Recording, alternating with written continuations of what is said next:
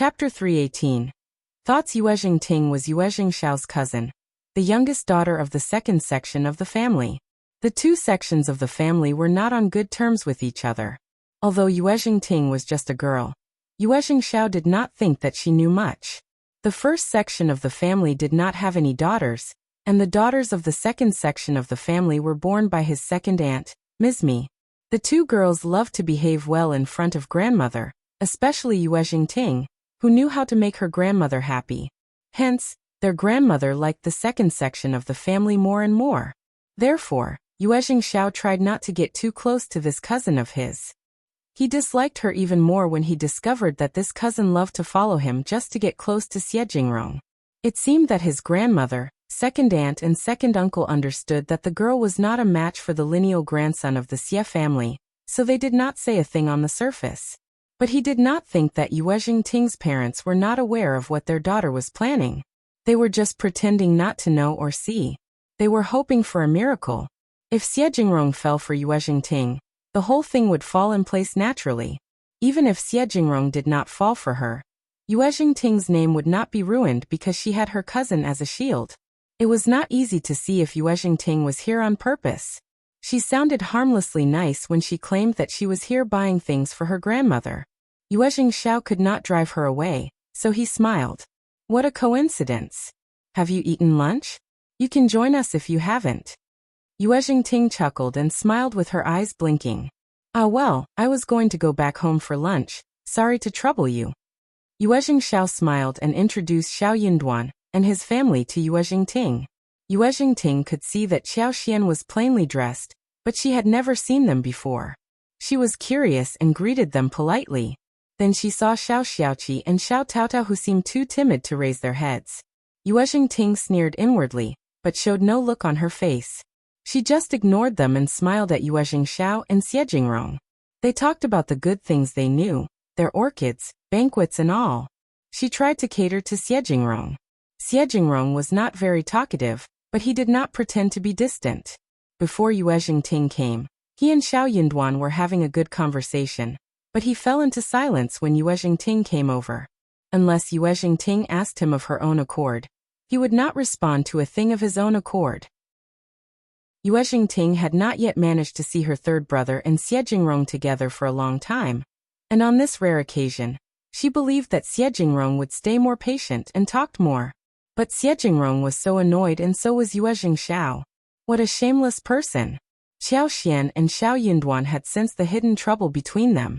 They exchanged a look and felt helpless. Yuezheng Xiao and Jingrong had to let the show go on.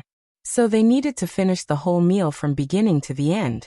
Xiao Xian could sense that Xiao Xiaoqi and Xiao Taotao were nervous. She smiled at Xiao Xiaoqi and patted Xiao Taotao's hands, saying with a smile, "Let's eat, the dishes are expensive, don't waste them." Chapter 319. Contempt. Xiao Taotao burst into chuckles spontaneously, hearing what Xiao Xian said. She felt more relaxed as well. She nodded at Xiao Xian and answered with a small okay. The two girls did not make a big move of it, but Yuezheng Ting happened to see that. Yuezheng Ting not only needed to pretend that she were elegant, but also tried to find some topics to start the conversation. The whole thing was very tiring. Moreover, Jingrong seemed quite uninterested, and did not seem to have any intention of speaking with her. To top it, her third brother disliked her even more. That made Yuezheng Ting feel rather annoyed. It was quite embarrassing as well. Since Jingrong did not want to speak with her, and she could not continue to pester him, she glanced at Xiao Xian and Xiao Taotao. "Mrs. Xiao, you are on a good term with Ms. Xiao. Where are you from? I have never seen you before." Xiao Xian smiled. "We are just running some small business outside the city. It is quite normal that you have never seen us before, Lady Yuezheng." Yuezheng Ting chuckled, and threw a look at Yuezheng Xiao. "You are demeaning yourself, Mrs. Xiao. My third brother is a very picky person. Ordinary business people do not impress him, let alone be his friends." Yuezheng Ting felt increasingly confused. Her third brother was a very picky person, and only a few people had managed to become his friends. If Xiao Yunduan were alone here, she might have understood what happened. But Xiao Xian was a woman, and she was here with her brother-in-law and sister-in-law. It looked so strange. How important did her third brother consider the whole family to be? He was treating the whole family to such a huge lunch. Xiao continued making up some stories. At the same time, she showed a surprised look. That is really nice of young Master Yuezheng. Well, when young Master Yuezheng passed by our village, it happened to be raining very heavily. So he sought shelter under our roof and had a wonderful chat with my husband. We came to the town today and ran into them again, so. Yuezheng Xiao let out a sigh of relief upon hearing what Xiao said. He immediately reacted. Mrs. Shao, you are very friendly. You treated us well the other day, and now it is my turn. Yuezheng Ting smiled and nodded, losing the interest of speaking with them any more. She understood that this family did not seem to have the chance of becoming her third brother's friends. Well, they were just being polite with each other. The long lunch was finally finished, and Xiao Yunduan waved them goodbye, leaving with Xiao and his brother and sister. Yuezheng Xiao did not have a very happy and easy family either. Yuezheng Xiao lowered his head slightly in an apologetic way, and did not get up to walk them out. They had just left when Yuezheng Xiao said to Yuezheng Ting, "You can go home now. I and Brother Xia have other affairs to deal with." Yuezheng Ting smiled bashfully. "Third brother, where are you going? Take me along too." It was okay for women and men to go out together with family accompanying them. But Yuezheng Xiao did not have any interest in taking her along. He smiled and said, "Girls should not go where we are going." Yuezheng Ting got startled and her face reddened. She could not insist upon following along. So, she had to pretend as if she knew nothing and smiled. I will go home first. I am leaving now." Having said that, she left with her maid. Yuezheng Xiao let out a sigh of relief and smiled at Jingrong. "Honestly, Brother Xia, when are you getting married? Don't be so picky. Just get engaged and marry as soon as possible." Chapter 320. Too kind. As long as Jingrong was engaged, Yuezheng Ting would leave him alone. She was just too annoying. Jingrong showed a weak smile. "I can't lose my whole life for this tiny nuisance, right?" Yuezheng Xiao laughed. Then he sighed. It was so annoying that someone just had no idea how they should behave. In the wagon, Yuezheng Ting's face sank. Jiang said angrily, "Third young master behaves way over the top. How can he say such a thing in front of you? Let's tell Madame Yuezheng about this so he can be punished." Irritated, Yuezheng Ting snapped at her. All right. What is the point of telling Grandma about this? Grandma would just tell him not to do that, and that was it. She did not want to look more irritating in his eyes. "You are simply too kind, miss." Jiang mumbled. "But why is third young master not helping you? Isn't that a good thing for the Yuezheng family after all?" Yuezheng Ting bit her lips and said nothing more. That was exactly what she was thinking. It would be a good thing for the whole family. But her third brother was not helping her, and also pretending not to know a thing. That was so disgusting. She was growing older and older, and would need to get engaged to someone else after a couple of more years, if she didn't manage to get the man she wanted. But she was not convinced. Which other family had a better groom than the lineal grandson of the Xie family in the whole province? It would be such an honor if she could marry Jingrong. Everyone was going to be jealous of her. More importantly, she had the chance to make it happen. Her third brother and Jingrong were good friends. As long as he helped, she would have at least 80%, if not 100% chance to get him. She really fancied Jingrong personally as well, keeping aside his background. Jingrong was such a handsome man that was attractive to everyone. Yuezheng Ting felt so annoyed. She decided to think of a better way to make this happen. Yuezheng Ting was just thinking when she heard Jiang speak. "Look at that, isn't that young Master Shao and his family?" It was cloudy today, not very hot, and Xiao and the other three walked back to the hotel, strolling along the street. Yuezheng Ting cast an arrogant look at her and rolled her eyes. She had no interest in looking at them. Jing sneered. Poverty. They could not even afford to ride in wagons. In the afternoon, Yuezheng Xiao and Jingrong visited the hotel again, and exchanged business matters with Xiao. They also talked about the tea leaves. They were quite confident about the future. As for the colleges and the scholars whom Xiao Yunduan would like to visit, the Xie family knew it all. Jingrong gave him the advice and even expressed that he would send a pageboy to tag along. With Jingrong's pageboy around, he would remind Xiao Yunduan and help him reach the right people. In the process, he would not become a target for people to get jealous about or attract too much attention. If Jingrong went there with him, Xiao Yunduan might be the topic of gossip among the scholars in the whole province. This seemed to be a proper arrangement. Xiao Yunduan thanked him politely. Xiao Xian was quite glad. Jingrong was such a friendly and considerate person. Jingrong also expressed that he would treat them for another meal after a few days. After speaking with them for a while, the two friends left together. Chapter 321.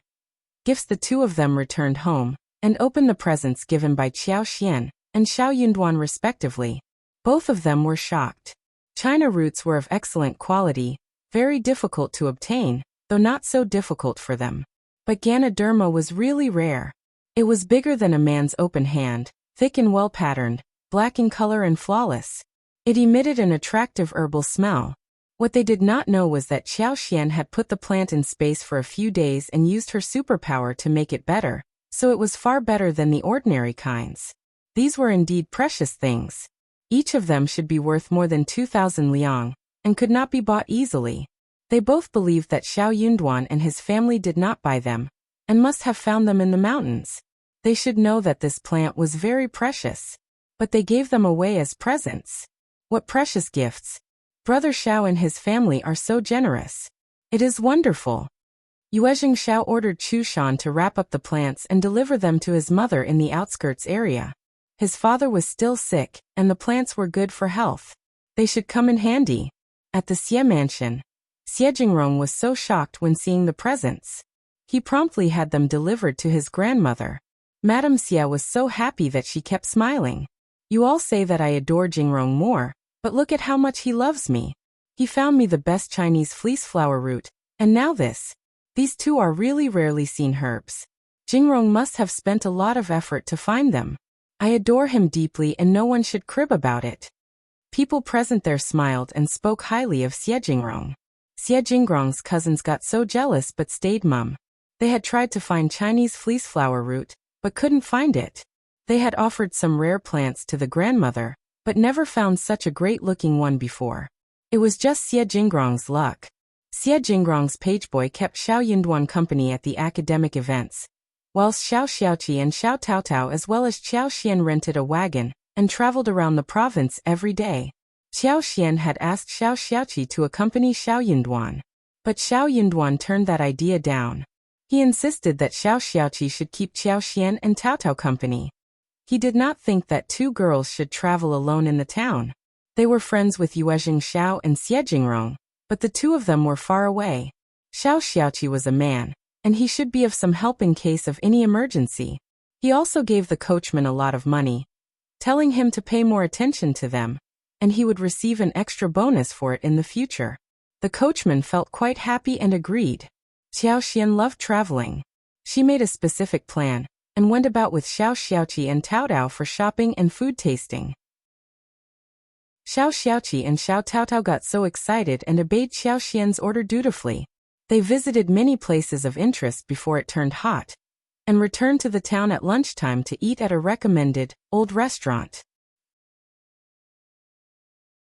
Chapter 322. Shopping. They took a nap at the hotel, and at 4 in the afternoon, they went to a few stores and some other leisure places, before joining Xiao Yunduan for dinner. Xiao Yunduan felt quite jealous after hearing Xiao Xiaoqi and Xiao Taotao's talks regarding where they had been and what they ate, bought and saw in the morning. He threw a quick look at Xiao Xian. He had not yet spent much qualitative time with her outside. He needed to find a good time to walk with her. After a couple of days of shopping, Xiao Xian bought quite a lot of things, which were not easily seen in the town, like clothes materials, embroidery threads, blushers, silk flowers, small, beautiful jewelry, various seasonings and dry food ingredients. Province and town were different. Xiao Xian was very happy to see sun-dried shrimps, abalones, sea cucumbers, hairtails, conchas, sea scallops, and yellow croakers. She bought a lot of each kind. She would buy the snacks and long-lasting pastry one day before they returned home. She even visited the pharmacies, trying to see if she could get any fresh ginseng. But unfortunately, she could not find any. Good ginsengs were rare, but all were processed, not originally growing. Xiao had to give up finding fresh ones. She was very interested in plants, fruit trees and expensive flowers and woods, so she spent some time there too. It was not the best time to plant flowers, so there were not many available except for some pots. Xiao did not need any of those. She went to visit some florists and checked their flower gardens, but none was good enough for the space. Finally, she bought some plum trees, different kinds of grapes and peach trees. She was going to pick them up one day before they went home. The fruits of these could be eaten in the next year.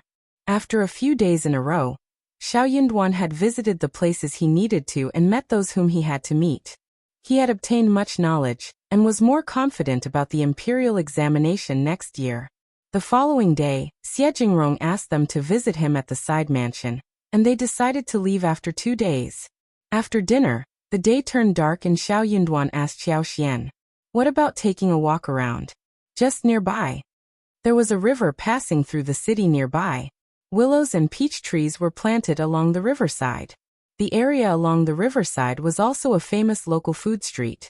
There were countless shops, large and small, lively at night. Especially in summer, many catering shops liked to put long tables and stools on the wide venue at the entrance. There were countless diners, and the restaurant was spacious and cool. The fragrance was permeating, which was particularly appealing.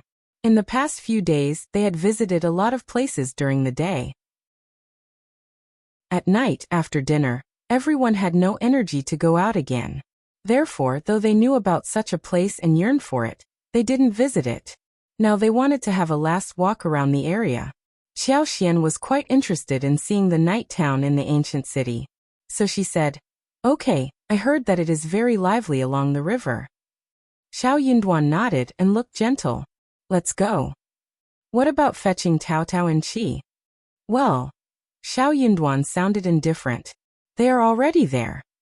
He had already looked into it and believed that it was very safe with many people there. He instructed Qi and Tao not to stay close to the small alleyway or come home too late, thus letting them go alone. Chapter 323. Hand in hand both of them were so happy and went out ages ago. They just could not wait to walk around at night. Xiao smiled. They were nagging about this, and they could not wait. Let's go as well. Okay. Qi and Tao were not too young anymore, and Xiao was not very worried about their safety. Most people in the world were trying to live in peace. There were not so many bad guys around. They walked shoulder to shoulder, and moved forward with the crowd.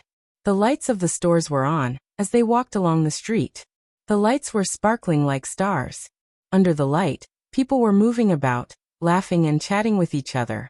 In the summer night, the wind blew from the river bank, bringing the coolness and the aroma of various food stalls, which made people feel the warmth in this world. When the two of them came to the long riverside street, the excitement and hustle and bustle seemed to be doubled. There were people tasting delicious food everywhere. Various shops or stalls were blazing with fire, and the sounds of frying, boiling, and steaming were endless. The aromas of various foods were stimulated and collided with each other, and the fragrance was particularly attractive. In addition, there were many shops selling various kinds of cakes, candied fruit, roasted seeds and nuts, sugar man, candied haws, and more, which made the street lively and bustling. Xiao was shocked. She had not expected that the night streets in this era would be so lively. What a pity!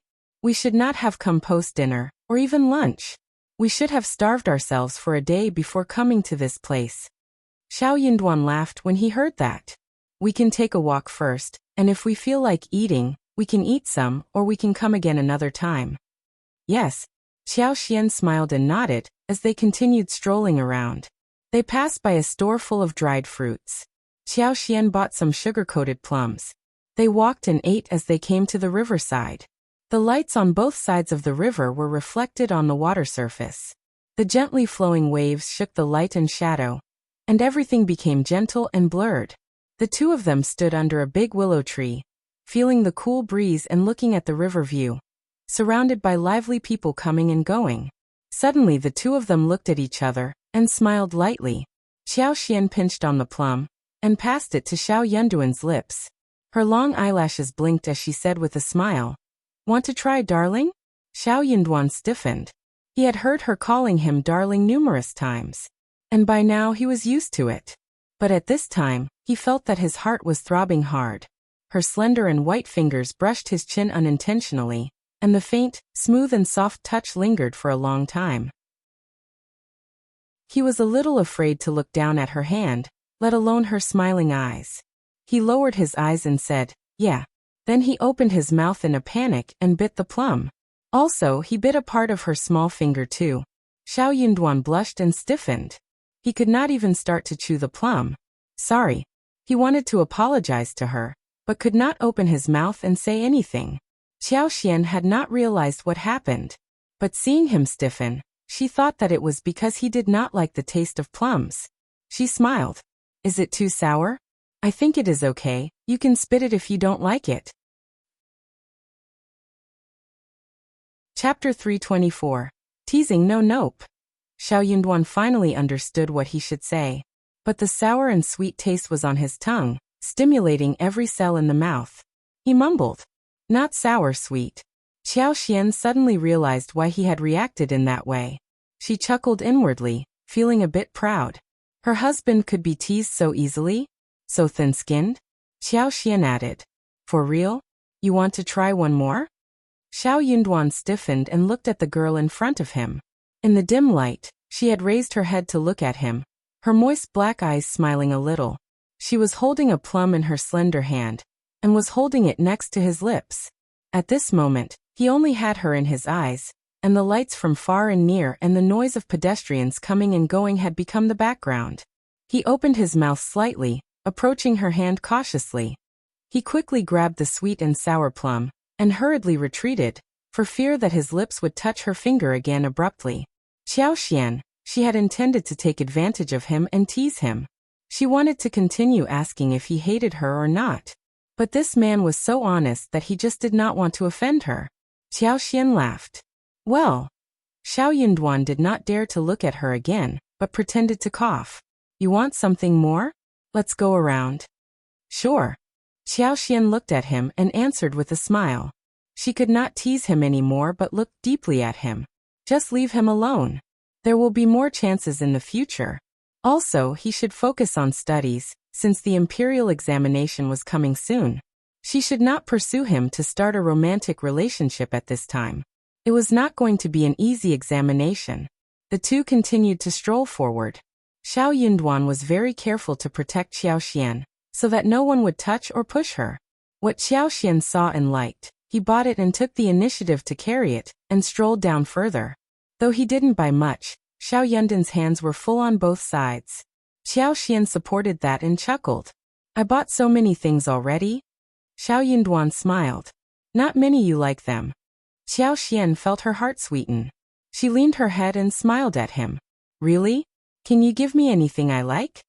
Xiao Yunduan felt his heart throbbing. It felt as if her words carried a deeper meaning. He nodded without looking at her. "Of course." "What if you regret it?" Xiao Xian sounded very sad. Xiao Yunduan felt his heart break after hearing that. He added, "No, never." "Really?" "Yes." Xiao Xian's eyes sparkled as she said, "Oh, okay, but you should remember that only you can give me what I want, and you can't share it with anyone else." Xiao Yunduan was startled. Then he felt his heart beating fast. Right after, he was taken aback. What did she mean? Was it what he was thinking about? Xiao Yunduan felt an urge to ask her, but stopped himself. Chapter 325. Not possible. He was going to wait for a bit longer, till he passed the examination. By that time he would be a good match for her, and he could ask her then. Xiao Yunduan flushed and believed that she should like him too. For now he said nothing except for just 2 words. "Don't worry." Xiao Xian could sense that he was very resolute at the moment. She felt his heart soften and started to feel a bit guilty. She should not have teased him like this. They should have understood by this point that they were not going to divorce as they had agreed at the beginning. "I am not worried." Xiao Xian smiled and tugged at his arms.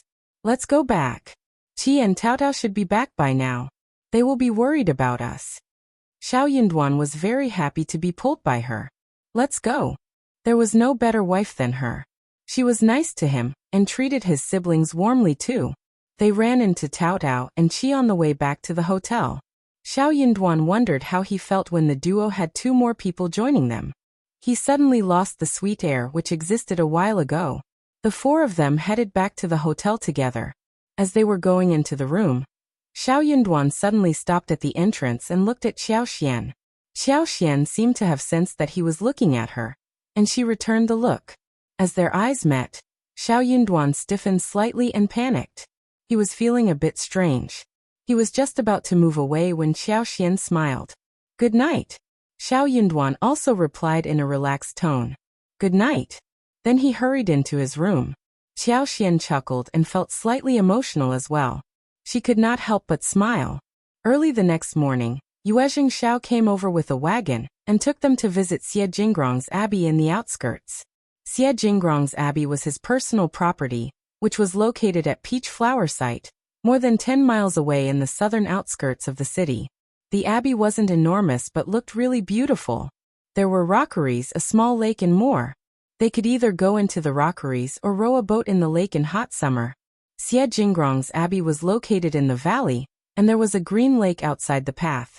At the back of the abbey was a large bamboo forest that was well maintained. Passing through the bamboo forest was a maple forest.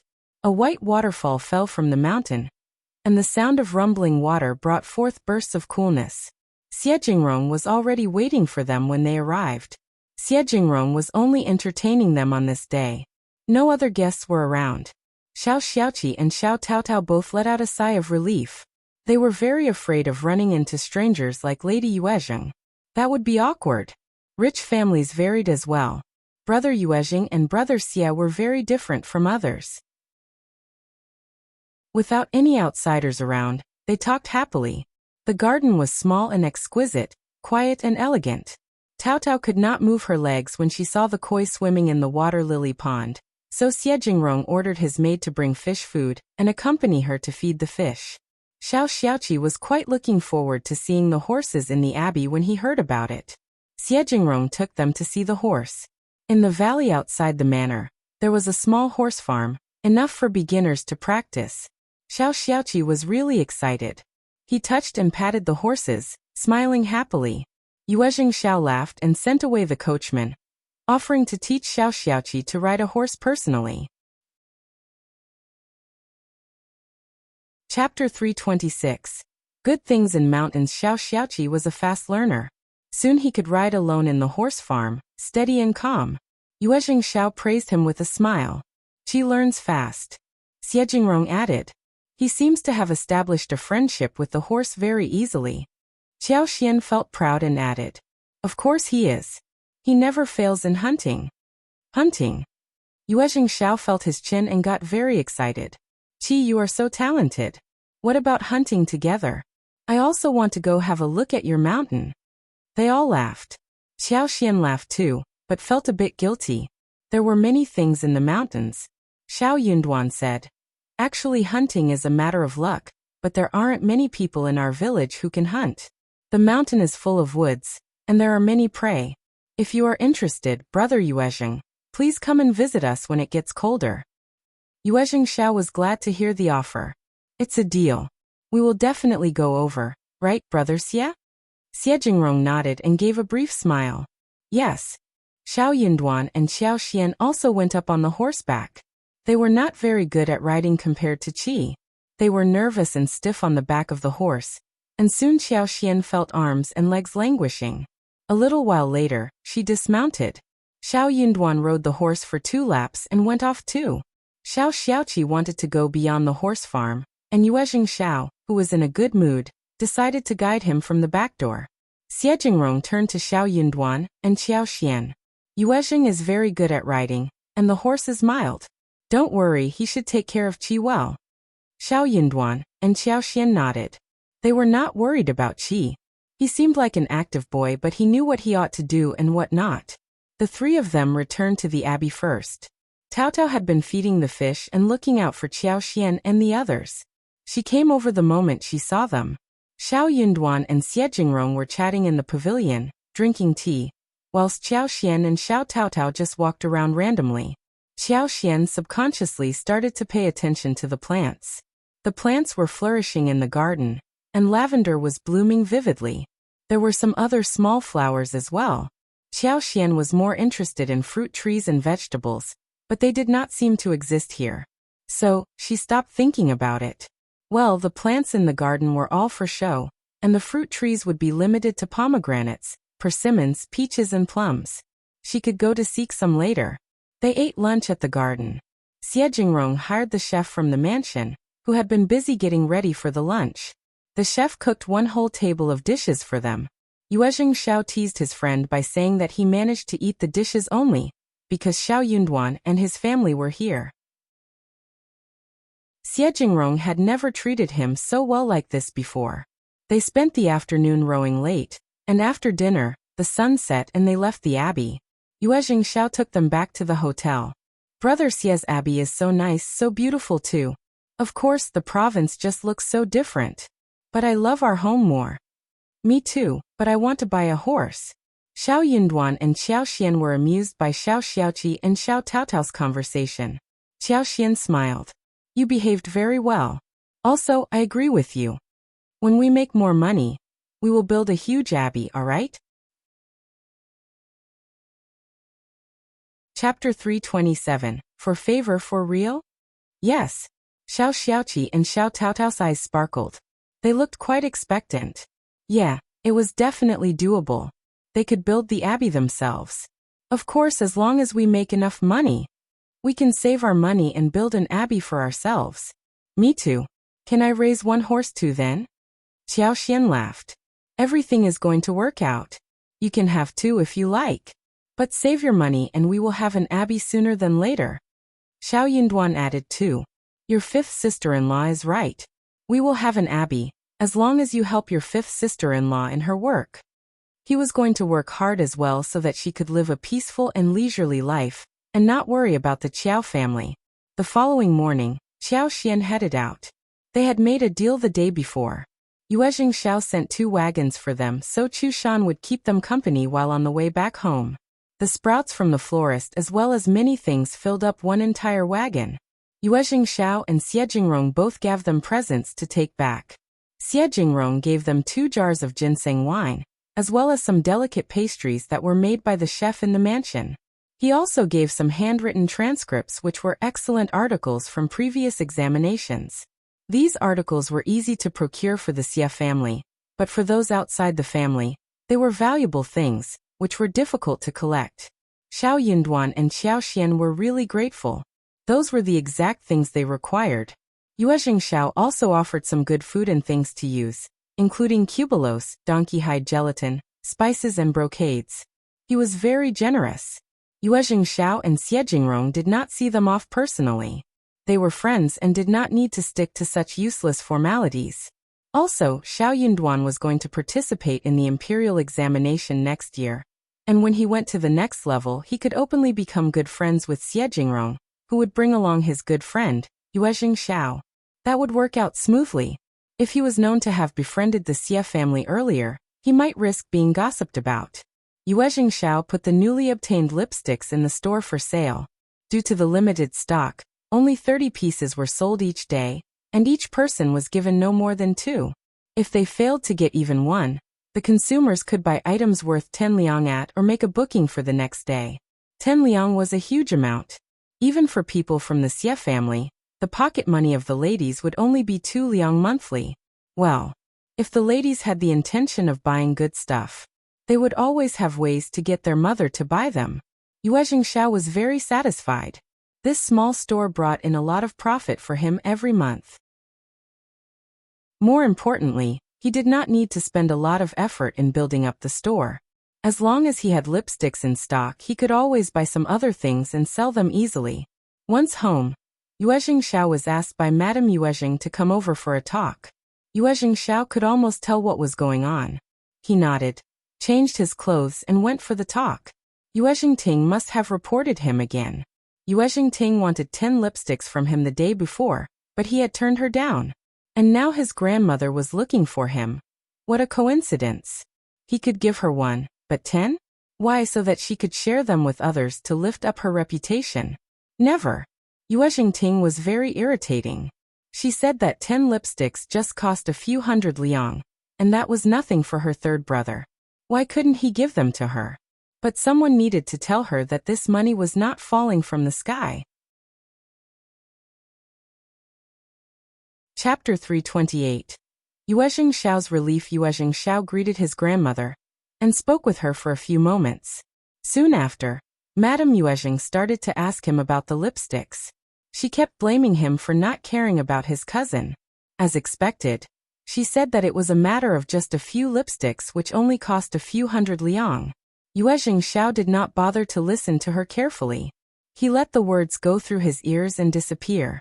A few hundred liang was a huge amount in any family. The Yuezheng family was really rich, but a few hundred liang was still a sizable amount. He was not going to give them to Yuezheng for free just for her whim. Not even when Madame Yuezheng asked for it. However, Madame Yuezheng just mentioned this briefly instead of forcing Yuezheng Xiao to do it for Yuezheng. However, that was not it. Madame Yuezheng did not continue with it, but suddenly added, "We have man's business affairs in our family, and Vu can help with our family business as well. You can just leave this store to Ting who can train herself. She can earn some money as well. She is a girl, totally suitable for such a store. What do you think?" Yuezheng Xiao was not a stingy person, but he was disgusted by what he had heard. No wonder she did not pester him earlier. This was what she was thinking about. Seeing that he didn't say anything, Madame Yuezheng further said, "I will decide it for you. Just give the store to Ting, like the source and everything. Don't forget to teach her well." Yuezheng Xiao turned her down. Yuezheng Xiao smiled. "Grandmother, what a coincidence. I am trying to train myself as well. I started it with my own money, not with the family money. I am saving this for my wife, not others. If a cousin wants to train herself, why not pick any other store from the family business? Or she can open one herself if she likes." He was not working for the family, but for the business line from the northwest. His elder brother would have dropped it too. The two brothers worked hard not for the second section of the family to take advantage of. That's not how things worked. Madame Yuezheng was startled. She sounded a bit annoyed. "But it is just a small store. If Ting likes it. But I like it too." Yuezheng Xiao smiled, but he did not mean to smile. He replied in a frivolous tone, "Grandmother, you know that I will never give away anything I love.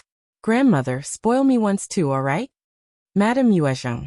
Yuezheng Xiao smiled, got up and left. This child has been taught so badly by his parents. She was furious. The second Mrs. Yuezheng and Yuezheng walked out of the room behind, and second Mrs. Yuezheng said, "Don't be mad, mother. Ting has forgotten what Xiao is like. He is right, just drop it." Madame Yuezheng sneered. He is like this because his parents have taught him wrong. Yuezheng pursed her lips and said in a muffled sound, "I love this store a lot. That is why I asked the third brother for it. How could he turn me down for just one thing I asked him for?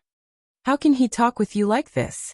Doesn't he feel guilty when he speaks with you like this, grandmother?" Chapter 329. Pretense. Madame Yuezheng became even more annoyed. She sneered. "He doesn't think of me as his grandmother at all." Second Mrs. Yuezheng smiled. "It is fine, Mom. Xiao loves you, but he is just fickle because he is a young man. He can be confused sometimes. Ting, talk with your grandmother, and I will check in the kitchen. Mom, you are going to be served delicious food consisting of longan with duck soup. I have to stay by the fireplace and watch it carefully." Only now did Madame Yuezheng feel happier. She smiled emotionally. "You love me the most." Yuezheng blinked her eyes and said with a smile, "That is what we should." Madame Yuezheng laughed. By the time they finished with lunch, Madame Yuezheng was very happy. After that, the mother and daughter went back to their own yards. The mother and the daughter felt so uncomfortable after pretending to serve Madame Yuezheng well. That was why Yuezheng did not like to speak with Madame Yuezheng. It was so tiring. She loved to be free and alone. "Mom, we can't let it go so easily, right? I really want that store." Yuezheng was really unconvinced. If she could be in charge of the store, She would use the lipsticks to become friends with the ladies from the Xie family. Then, she would have more chances to get closer to the Xie family. Third brother was so stingy as to not give that small store to her. Second Mrs. Yuezheng sneered and said, "What can we do if your third brother doesn't agree to it? We can't steal it, right? He is not a very easy person to deal with."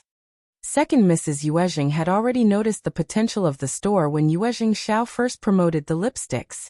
She also got interested in it. Seeing that he had very little in stock, Second Mrs. Yuezheng even offered to find someone who could produce more for them and expand the business. That basically meant that she wanted to be involved in the process. The lipsticks business was different from the others. All ladies would try to suck up to them if such business was in her hands. Also, it was a very special way of making money, safe and generous. But Yuezheng Xiao turned her down. Yuezheng Xiao and his brother were not very easy to deal with. Second Mrs. Yuezheng had no way to force him to accept her proposal. She had expected that no matter what Yuezheng Ting said to Madame Yuezheng, the result would be the same. But she just wanted to make Madame Yuezheng hate the first section of the family some more, and cause more trouble for Yuezheng Xiao. Yuezheng Ting remained unconvinced. Biting her lower lip, she said, "How can third brother treat us like this? I am his sister, but he is treating me worse than he treats that whole poor family?" Second Mrs. Yuezheng raised her eyebrows. "What poor family?"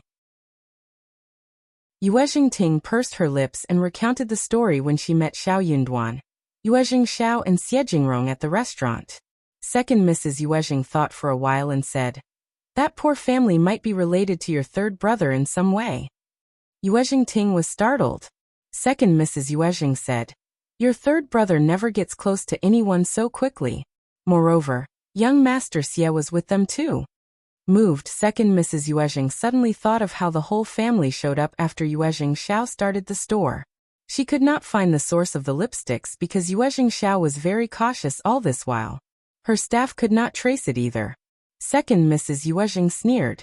Well, they could look into these poor people, and her men could go about and dig out the truth. When she found out the source, Yuezheng Xiao would not be able to hold on to this business. Chapter 330. Province. Second Mrs. Yuezheng knew that her daughter could not conceal any secret, so she did not reveal this plan to her. Yuezheng Ting did not think of it as something of importance. She was more worried about her own marital affairs, so she could not help but start to mention Xie Jingrong again. The two of them mumbled to each other for a few moments before stopping. At Shouting Village, Qiao Xian and Xiao Yunduan finally returned home in the evening. Their trip was quite long, and they finally came back home and settled in. Ms. Fong kept saying out of relief, "Good that you are back. I was so worried about you. I was scared that you would be bullied, or have no place to go to. I was just too stressed. Good that you are finally back." They heard her words and burst into laughter. Qiao Xian felt her heart become warm. She smiled. "Mom, we are no longer little children. We can take good care of ourselves. Also, we went to the province, not somewhere dangerous. No one would bully us there." Yes, Xiao Xiaoqi said. "Brother Yuezheng and Brother Xie were there too. It was so much fun." Ms. Fong glared at him. "You only know how to play." Tao Tao suddenly held back her own words. When she saw her mother's reaction, she stuck out her tongue. Qiao Xian and Tao Tao had sorted the things on their way home, and it was easy for them to arrange them. The ingredients were all stored in the empty wing room. The gifts for each person were put in packages and given out directly. The brocades and other things given by Yuezheng Xiao as well as those given by Xie Jingrong were all put away by Qiao Xian in her own room. She gave the snacks to others and shared them with Ms. Fong. The Xie family, which was a noble family, had given very exquisite and small pastries. There were various flower-shaped red bean cakes, mung bean cakes, sweet-scented osmanthus cakes, lotus cakes shaped like lotus flowers, transparent and beautiful crystal cakes, as well as jujube mud cakes, hawthorn cakes, chestnut cakes, fried sugar balls, sugar lotus seeds, etc. They looked good and tasted even better. Everything looked so good and people spoke highly of them. They were even hesitant to swallow them down. They also bought some stuff for the second and third section of the family. Those were cheap things but looked good. They should be enough for them. No one wanted to deliver the stuff to them though. Ms. Fong asked eldest uncle to do the needful, who in turn delegated it to Tao Tao. Tao Tao dodged it, and the others pretended that they had not seen a thing. Eldest uncle had no choice but to go there alone. They all knew about Xiao Yunduan and their visit to the province, and felt very complicated in heart. The first section of the family got so lucky that they had a different life after Qiao Xian married into the family. That was the province they went to. Not many people from the village even went to the town. The first section of the family in the past could never have done a thing like this. Eldest uncle delivered the things, and Ms. Niu and second uncle were both quite happy. They were no longer as wild as in the past. Ms. Niu knew that they could only wait for Ms. Fong to give them stuff. Ms. Zhang looked at her smiling in-laws and got annoyed. The first section of the family would rather go to province to splurge their money than loan a few liang to her. Chapter 331. Affairs. When eldest uncle came to the third section of the family, Xiao Liulang had also returned from college. Hearing that Xiao Yunduan and Oayoxian had gone to the province, Xiao Liulang was startled at first, and then got quite uncomfortable. He smiled. Isn't fifth brother studying? What was he doing in the province? And he was away for so long. He dreamed about going to the province. But he could not go there unless it was for the examination. What were people like Xiao Yunduan doing there? Slightly startled, eldest uncle had no idea what his children were doing in the province. They just went there, and did not say anything. Eldest uncle did not find it strange, thus did not ask. But when Xiao Liulang questioned him about this, he staggered. I don't know, they can do whatever they want. Xiao Liulang got up and said, Then, I will go and speak with him. Xiao Yunduan was just a cultivated talent who should go to the province next year. But he was there for so long. It must have been not just for shopping, but also to attend some events held by the colleges and poetry society, etc. He might have bought some books home too. The more he thought about this, the more Xiao Liulang felt jealous. He got really distressed again by the fact that he had not saved the second miss of the Qjao family at that time. But for Ms. Qjao, Xiao Yunduan would not have gotten so lucky and had the chance to visit the province. Xiao Yunduan was not surprised by Xiao Liulang's visit. Xiao Liulang hit right on the topic after a few remarks. Fifth brother, have you heard any news or bought any related books? I should have gone there with you and checked it out ahead of time. What he meant ahead of time was before the examination date. Xiao Yunduan and Qiao Xian felt quite speechless. This man was not yet the cultivated talent, and the examination will not happen until mid-autumn day. Was he so sure that he would become the cultivated talent for sure this time? Even if he did make it, he would not have much time to read and review. Did he dare to do so within such a short while? Xiao Yunduan did not want to ponder over this question, thus did not say a word. Xiao Liulang could not help but ask sourly, Fifth brother, just tell me frankly. You must have visited some people during the days you stayed in the province, right? You visited some important people and heard some news too, right? Xiao Yunduan did not want to discuss this. Thanks to Jingrong and Yuezheng Shao, he did have a good harvest during this trip, and he got to visit many people. He also learned a great deal from those experienced figures. Jingrong even gave him numerous precious documents. He could not tell the truth, feeling that Xiao Liulang would get jealous. He also hoped that Xiao Liulang could achieve the goal he wanted to. If he could pass the cultivated talent examination, he could definitely pass on some information to him, but not right now. It was not very easy to meet those people. Xiao Yunduan replied vaguely. Xiao Liulang felt much more comfortable, and showed a smile on his distressed face. He took it for granted that Xiao Yunduan had failed to visit the scholars there, though he intended to. Chapter 332. For whom fifth brother, you are right. Those people are arrogant and they are not easy to meet up with. It is totally reasonable that they didn't want to meet you. Don't be upset. Xiao Yunduan smiled. Yeah. Anyway, this is your assumption. Xiao Liulang asked again. Fifth brother, but you must have bought some books home, right? Can I read them? Xiao Yunduan did not turn him down. He took out the books but did not show him the excellent articles. These were not useful for Xiao Liulang. Xiao Lulang leafed through the stuff and looked quite jealous. Fifth brother, can I borrow them and read? Xiao Yunduan said. They are not useful for you right now. You can have them when you become a cultivated talent. He needed these books and decided to study them wholeheartedly these days. He was not going to let Xiao Lulang borrow them away. He would not mind helping Xiao Lulang when he was not affected. But he was not going to sacrifice himself for him. Xiao Lulang was not worth it. Also, he needed to be guarded against this cousin of his. He was always so jealous of him. Since he got the books, Xiao Yunduan would not loan them out to Xiao Lulang. He would only allow him to make a copy. For some reason, Xiao Lulang started to believe that Xiao Yunduan had more opportunities to pass the examination. That made him both jealous and anxious, and he even started to panic.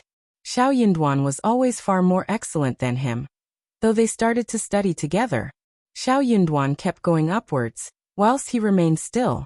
What would others think of him under such circumstances? He would turn into a laughingstock. Fifth brother, I am just borrowing them. You are too stingy to lend them to me? Or are you trying to stop me from making it to the next level? I am not affecting you. We will bring honor to our family together. Eldest uncle heard that, and added involuntarily, Yunduan, you can just lend them out to your cousin. If both of you make it, we will be so honored. Xiao Yunduan did not respond to his father. In his father's opinion, his brothers were all very nice people without any fault. That is okay. Xiao Yunduan said calmly, you can come and copy them. I need to use those books, and so, you can't take them away. But you can copy them. Xiao Lulang looked embarrassed. But I am going to take the examination soon. What time do I have for copying? Fifth brother, you are giving me a hard time. Xiao Xian could not stand it anymore. Who on earth was giving others a hard time here? Don't worry, these books are not very practical for you right now. They are useful for him as the cultivated talent. You can copy them when you become a cultivated talent. I bought them with great difficulty, not just with money. These are very precious for my husband right now. And it is not very suitable to loan them to you right now, okay? You are our cousin, and we allow you to make copies. Otherwise we would not even show them to anyone else. Ms. Fong looked annoyed. Lulang, it is your fault. They are not useful for you. What are you borrowing them for? Are you trying to slow down Yunduan? Xiao Lulang got annoyed. How can you say that, eldest aunt? Chapter 333. Unexpected ginseng. Ms. Fong sneered. Then you don't have to do so. Xiao Lulang got annoyed and got up. Okay then. Xiao Lulang left and Ms. Fong said to Xiao Yunduan. Just ignore him. He must be ill-purposed and knows nothing. I wonder what books he has read. Xiao Yunduan smiled. Mom, I am not angry. You shouldn't be angry as well. He glanced at Xiao Xian and they looked at each other. Xiao Xian smiled. I am not angry either. Xiao Yunduan chuckled and nodded. Eldest uncle opened his mouth and suddenly, he felt that he was not a part of the conversation. He said with a muffled sound, Yunduan, you can help your cousin. If both of you make it, it is an honor to our family. When he becomes a cultivated talent, I can definitely offer him any books he wants and answer all of his questions. Well, Xiao Yunduan did not think that Xiao Lulang was modest enough to turn to him for help. He would always try to start an argument with him on whichever topic it may be. Eldest uncle opened his mouth and did not have any idea what he should say. His son had already finished what should be said, though he did not think anything was wrong. After a while he replied in a muffled tone. Okay then. Ms. Fong rolled her eyes but said with a smile to her children. You are tired too. I will get Ms. Su and Ms. Yang to make some food. Ms. Yang always sneaks in some food whenever she is cooking. The following day, Xiao Xian went through everything she bought from the province, which included cloth, needle and thread, and some silk flowers, which she shared with Ms. Fong, Ms. Su and Yang Xiaoni. Everyone was so glad to receive the presents. Xiao Xian was very curious about the 2 jars of ginseng wine. She opened them and checked them. She was startled the moment she opened them. The ginsengs were as thick as one's fingers, and the scent attacked the nose the moment she opened the lid. More importantly, one of the ginsengs even had a pair of leaves growing out of the surface. The ginseng was still alive inside. Overjoyed, Xiao used chopsticks and took out the ginseng, sending it to her space. Instantly, she saw how the ginseng went into the enriched earth. The leaves expanded and it looked greener. The space became more magical and lively. There were still many things that the space needed. When it reached a certain degree, something different would happen. Not only would space become stronger, but her superpower would become stronger as well. Then the plants would flourish more, and the space would become better and better. Look at those that she had put inside. They were much stronger than before, and the space became even more magical and lively. She was going to work harder. When roses bloomed, Xiao and the others started to make lipsticks. They were better at making them now and were faster too. After this, they went on to pick the mushrooms and wooden ears as well. Shao Sanlang even went into the town to buy meat and ribs, so they could make food with the fresh mushrooms. They chopped the meat, stuffed it with some minced green onion, made stuffed mushrooms, fungus and yam slices, boiled peanuts. They also grilled pork ribs with mushrooms, and fried cabbage with mushrooms and scallops. Chapter 334. Sweet osmanthus. The fresh mushrooms were thick and tender, smooth in texture and fragrant, suitable for all kinds of side dishes. Xiao harvested some snow fungus as well. She saved the original to take the spore mycelium and cultivate more. If all went on like this, there would be a huge harvest of snow fungus soon. Sweet osmanthus had bloomed as well. Xiao had more than 2 mu of sweet osmanthus, and she used some of her superpower to make them grow faster. Those flowers grew faster than ordinary ones, and the flowers were not very huge. Xiao was thinking that she should put in some more superpower, so the amount could double. When the flowers were more lively, she was going to place one clean carpet below the tree, shake the flowers and extract oil from them to make lip balms. Also, she was going to save the extra ones for using them in perfumes. The sweet osmanthus did not bloom in a large quantity in the floral field, but many people in the village had osmanthus trees planted in the open space in front of their gates, some of which were decades old, with thick branches and cloud-like crowns. People could smell the refreshing floral scent from afar. Xiao decided to buy some sweet osmanthuses from those households seeing the flowers blooming there. The price was 3 won for half a kilo. The trees in front of the house meant auspiciousness and could provide shelter. Also, the smell would be nice in autumn. The villagers never expected that they could make money out of it. The villagers were very happy about receiving the manav. They all went to Xiao when they got the news. They were all trying to be the seller. Xiao truly wanted to collect as many sweet osmanthus as possible. The more essential oils were refined, the better. Osmanthus could also be used to make osmanthus candy, osmanthus cake, osmanthus pie, and osmanthus sauce. After drying, it could be used as fillings for various snacks, porridge, and various sugar waters. It could also be added to make tea or wine. The fresh sweet-scented osmanthus was washed, added to honey and stored in a sealed container. With that, they could get sweet-scented osmanthus honey. If they had lotus roots, they could even make sweet osmanthus and glutinous rice lotus roots. Sweet osmanthus was, after all, a piece of treasure. Xiao assured everyone, saying that she would buy as long as they wanted to sell. Then she took Ms. Yang, Qi and Tao and visited house from house to collect the flowers. The ground was cleaned, and a clean blanket was spread around the tree. Shao Sanlang climbed up the tree, and shook the branches neither lightly nor heavily. Soon he saw golden osmanthus flowers pouring down like rain, with a fragrant scent. Then they used broomsticks to gather them, and put them into the basket carefully. They collected flowers in the morning and processed them in the afternoon. They could collect more than 10 kilos from those households. 10 kilos amounted to 61. Villagers were very happy to have got this much money. Widow Sun had 2 large sweet osmanthus trees in front of her house. But she did not offer to sell sweet osmanthus, nor did Xiao visit her. She was such a bitch. Her mother-in-law even had fights with her, and Xiao would not turn to Widow Sun for this work. Widow Sun could not humble herself to ask Xiao. She was very jealous of her too. She was waiting for Xiao to come to her. But Widow Sun could not stand it when Xiao did not show up. The sweet osmanthus trees outside her house were blooming in layers. There should be more than 10 kilos altogether. Chapter 335. Nope, if she did not sell them, sweet osmanthus would rot after the season passed. That would be such a waste. This money could be earned without her making much effort. It would be such a loss not to make use of the opportunity. Widow's son cursed inwardly and could not sit still anymore. Eldest uncle asked Xiao, "Miss Qiao, why did you skip widow's son's sweet osmanthus? It is not good that we ignored her home, right? People might think that we are bullying a widow." Before Xiao could say anything, Miss Fong snorted. "You are just overly kind-hearted.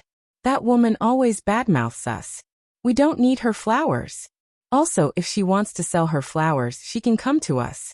That is how everyone else did it." Xiao added with a smile. "Yeah, Dad. What if she refuses to sell it to us because of the argument she had with Mom last time? That would be so embarrassing for us. If she comes to me of her own accord, I would accept them." Miss Fong said with a praising tone. "Look how considerate Miss Qiao is. If she still claims that we are bullying her after refusing to come to us first, I will definitely teach her a lesson." "And you too." Miss Fong snapped at elder uncle. "Stop coming up with silly ideas. What if she simply doesn't want to sell the flowers and Miss Qiao asks for them? It would be totally embarrassing." Eldest uncle got stuck with words. He mumbled, "But we are living in the same village." Then he continued no more. He had chatted with the land officer earlier today who mentioned it to him. After all, widow's son was a woman who lived in the same village, and it might not be appropriate to just skip her family.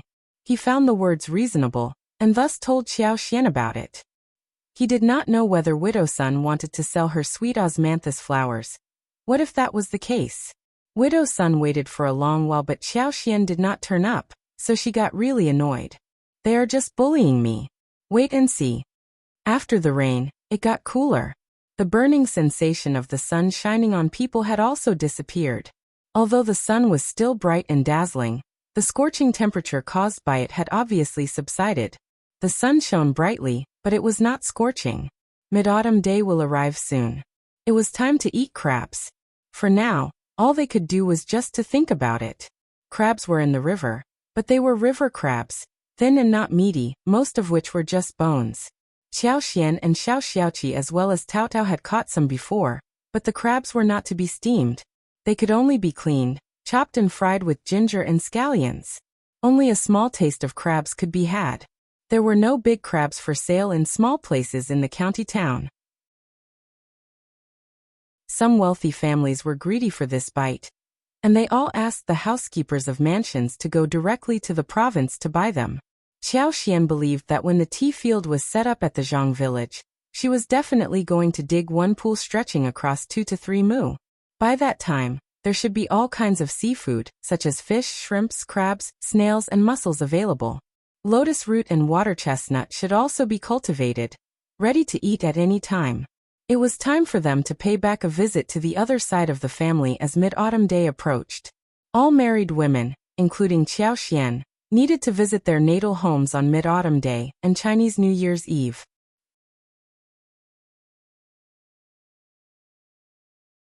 Chapter 336. Ready to leave. There was no preferential treatment done in the first section of the family.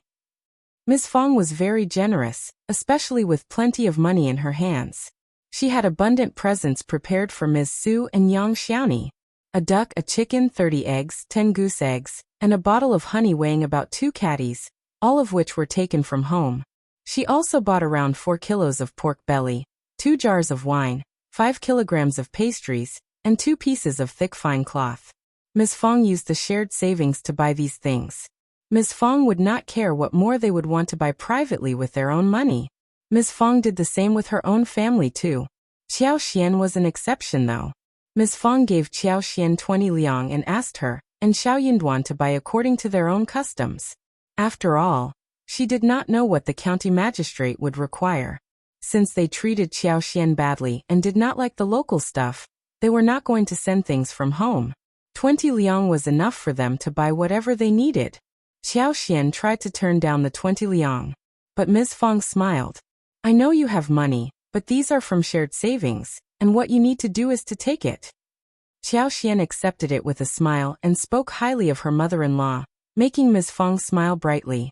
Ms. Su was very happy. She could not help but raise her head when she thought of how much she could take to her home. This stuff should be enough, so she decided not to buy anything more except that she could offer 2 liang to her mother privately. She asked Xiao Xian for some tomatoes and watermelon seeds. Tomatoes were very tasty for wok dishes and soup. When made into a sauce, it could be stirred with noodles. Ms. Su thought about taking some home for her parents to eat, so they could plant some more next year. Xiao Xian agreed generously. She picked some, and together with some newly picked mushrooms and wooden ears, she gave them all to Ms. Su and her mother-in-law. But for watermelons that were out of season, they could even bring some home too. They even had some tea leaves prepared as well. Xiao Xian thought of her lipsticks. She told them not to share the information with their natal families. Lipsticks were very special and had a huge potential. They would run out of stock instantly. Xiao Xian did not want this to be exposed so as to cause trouble for herself. Ms. Fang and Ms. Su both agreed. Ms. Fang and Ms. Su were very excited about visiting their own homes, but Yang Xiaoni was not willing to return to her house. Mom, I don't want to go back to my home. I don't want to give them anything. They would rather feed the food to the dogs. Xiao Sanlang added. That is true. They bully my wife and still get good things from us? No way. Both of them were very angry. Ms. Fang, when reminded of Yang Liang and his wife, felt annoyed too. The couple did not dare to cause trouble to Ms. Fang after being taught the lesson last time. But for Mid-Autumn Day, which was approaching soon, Ms. Fang almost forgot about how the couple had behaved last time. Ms. Fang thought for a while and said, You can do whatever you want. But remember one thing. Never cause trouble to the family.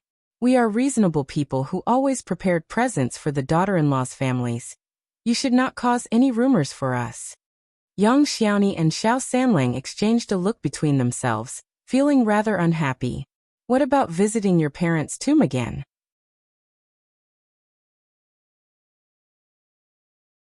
Chapter 337. Worshipping. Yang Xiaoni nodded directly. I think that's what we should do. Ms. Fang. Anyway, they could do whatever they wanted. The couple behaved badly first.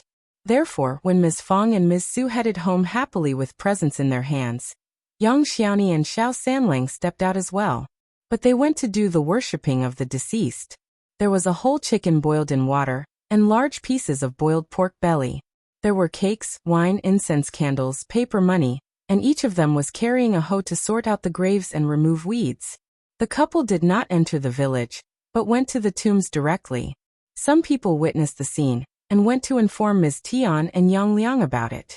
After all, what Yang Xiaoni did the previous time was shocking, and Ms. Tian, as well as Yang Liang, had been laughed at till date over it. But Yang Xiaoni managed to marry into the Shao family, which was quite a lucky thing for her. Many people were curious whether Yang Xiaoni would bring the gifts to her mother's family for the Mid-Autumn Day. She did, but she went to the tombs instead. Ms. Tian got so furious when she heard the news. What is wrong with that damned girl? Does she think that she can look down upon us just because she has married someone rich? She needs to have her own home as the backup, otherwise she will cry to death without us. Yang Liang was very displeased too. He said impatiently, Just drop it, it is so humiliating. Ms. Tian sneered. Your sister is shameless. You should speak to her. Ever since Yang Xiaoni was married off, the couple had to do all kinds of housework, and they were both really irritated. So they kept arguing with each other. Yang Liang could not stand Ms. Tian, and he was pissed each time. He did not dare to hit Ms. Tian because she would scratch him back. So Yang Liang left angrily with a sunken face. By the time he realized where he was going, he had reached the entrance of the village. He was startled and subconsciously headed towards his parents' tombs.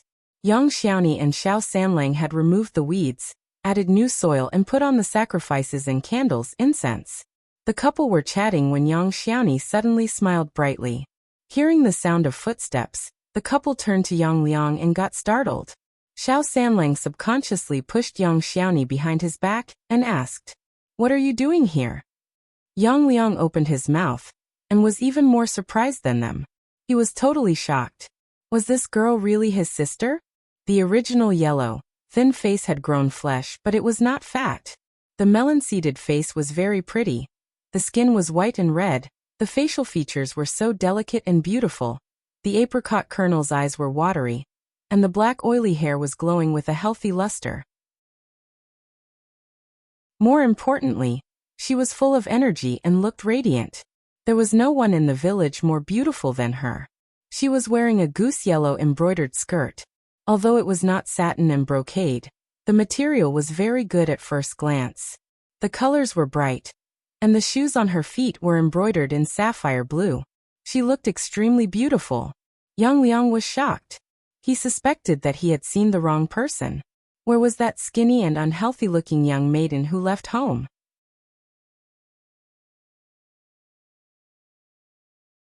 Chapter 338. Not recognizable. Are you Xiao? Xiao Sanling sneered, and rolled his eyes at Liulang. Of course she was. Young Xiao looked at her brother, feeling as if it had been years since they last met. She felt quite empty-hearted right now. She did not hate him, nor did she like him. She just regarded him as a stranger. She could let go of what they did to her, but she could not forgive him. She was not going to love them at all. From the day when she was driven out of the family on her wedding day, she decisively cut her relationship with her brother. Just clean up and let's leave. Young Xiao said to Shao Sanling. Shao Sanling wanted to do the same and nodded. Okay, let's go. Young Liang shouted loudly at them, seeing them putting things away. Xiao. Young Xiao paused and turned around, looking at him calmly. Anything else? Young Xiao's look and attitude stung Young Liang and irritated him. She had turned arrogant. Just like what Ms. Tian said.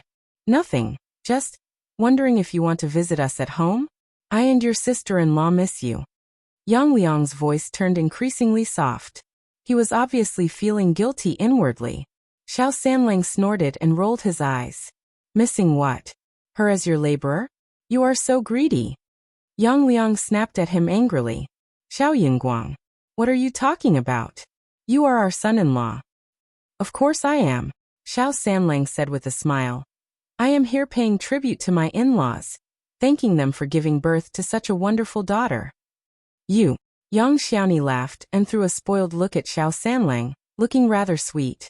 Shao Sanling chuckled and said to Young Xiao, let's go home, darling. We are going to eat something good tonight. Yeah. Young Xiao nodded happily. She did not look at Young Liang again. Young Liang was shivering as he said tremblingly, How dare you? How dare you? Young Liang got annoyed and went home. Ms. Tian looked behind his back and saw no one, so she sneered. I thought you went to bring them home, didn't you? Young Liang did ask them to visit them, but they did not want to come over. So he snorted and went into the room, falling asleep. Ms. Tian cursed for a long while before she stopped. She was cursing inwardly that Young Xiao should never come to her ever. Otherwise she was going to punish her badly. Neither Ms. Feng nor Ms. Su spent the night at their mother's home. Ms. Feng visited her home with her husband and children, Xiao Xiaoqi and Xiao Taotao. They all returned by the evening. They were all so happy, especially Ms. Su. She acted especially kindly to Qiao Xian. She must have been so happy during her visit. Ms. Su was indeed delighted. She was the eldest sister at home who had to work harder than anyone else, but did not get treated well by her parents. After all, they had to work hard to feed themselves under the bad circumstances.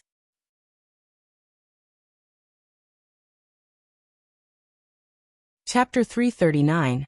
Back to the Qjao family. She had younger siblings, so she needed to take care of them and had help with housework as well. Ms. Su had a younger brother and a younger sister, but the family was doing okay. Her parents favored the son but not in an extreme way. Ms. Su was not incapable either. Ms. Zu's sister married someone better, so she kept showing off whenever they ran into each other at their mother's home. But this time, Ms. Su was no longer demeaned. She was so happy to see how jealous her younger sister was of her. But she was not that stupid as to reveal everything to her family and her sister. Still, she was very happy inwardly. Her sister would be so jealous of her if she really learned how much money she had saved and how well she was living. The following day, Xiao Xian and Xiao Yinduan went into the town and gave presents to Officer Qjao. Lu Yan followed along. Xiao Xian could have forced her to stay and find an excuse to counter Qiao Wei. But Xiao Xian knew her sister well. The more you tried to conceal some secret from her, the more she would pick on you. So, she brought Lu Yan with her and let her ask whatever she wanted to know. In this way, Qiao Wei would drop the intention of asking more. Remember what I told you to do? Xiao Xian threw a very calm look at Lu Yan. Lu Yan was startled and nodded nervously. I do. Don't worry, second miss, I remember everything. Lu Yan had already lost the intention of causing trouble since she had been through so much and was threatened by Xiao Xian. Also, she had become more down to earth than before. Second miss and the whole family treated her relatively well.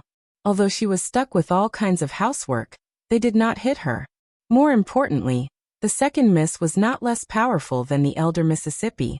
If she became really angry, she could definitely ruin her. Xiao Xian added. Good. You should never reveal the secret when we are at the Qiao family. You don't have to respect me and my husband there. Act casually. Purse your lips and roll your eyes whenever you want it, understand? You can just tell Qiao Wei whatever she wants to hear, and you can even mock us. Xiao Yunduan almost burst into laughter. But Lu Yan could not laugh at all. She nodded constantly. Yes, yes. She was actually feeling quite nervous inside her heart. She had never expected that there would be a day when she was going to lie to Elder Mississippi. The couple went to buy presents in the town. They bought some boxes of pastries, 2 jars of wine and 2 chickens. That fit the status of the Shao family, and it looked as if the Shao family had spent a lot of money sucking up to the Qiao family. Otherwise, how could a poor rural family afford to buy so many presents? Xiao Yinduan looked at Xiao Xian and wanted to hold her hand, but stopped himself after all. We only stay for a while and will leave soon. Don't be angry no matter what they say. Xiao Xian smiled. I want, and you should not either. Xiao Yinduan nodded, and they smiled at each other. They knocked at the gate of the mansion, and the guards let them in. Seeing Xiao Yunduan and Xiao Xian holding the things in their hands whilst the maid Lu Yan was empty-handed, the guards at the gate could not help but look disdainful. Second miss was such a failure. Even the elder Miss Cat was more precious than second miss, and Lu Yan was elder Miss Maid. What could second miss do about her anyway? The guards felt jealous. It seemed that Lu Yan must have been acting like an arrogant miss at the Shao family. Chapter 340. Not for examination. Officer Qiao was present as well. Xiao Xian and Xiao Yunduan walked in and greeted them politely. Officer Qiao and his wife were not at all interested in their presence. The maids took them away the moment they accepted them. Officer Qiao nodded at them and behaved as if he had given them the biggest favor. Take a seat. Thanks, father-in-law. Xiao Yunduan and Xiao Xian sat down. Xiao Xian had her eyes lowered and uttered no sound. Officer Qiao frowned and looked disgusted by how Xiao Xian behaved. This was the concubine's daughter he hated the most. She was timid, weak and quiet. She was not open-minded like Wei, nor was she lovely like Ko. She was not at all interesting for anyone to hang out with. She simply wasn't pleasing to look at. But Officer Qiao had not thought about what made Xiao Xian become so. Her mother, who was alive in the past, had been bullied by his wife all the time. What could a concubine's daughter like her do to survive?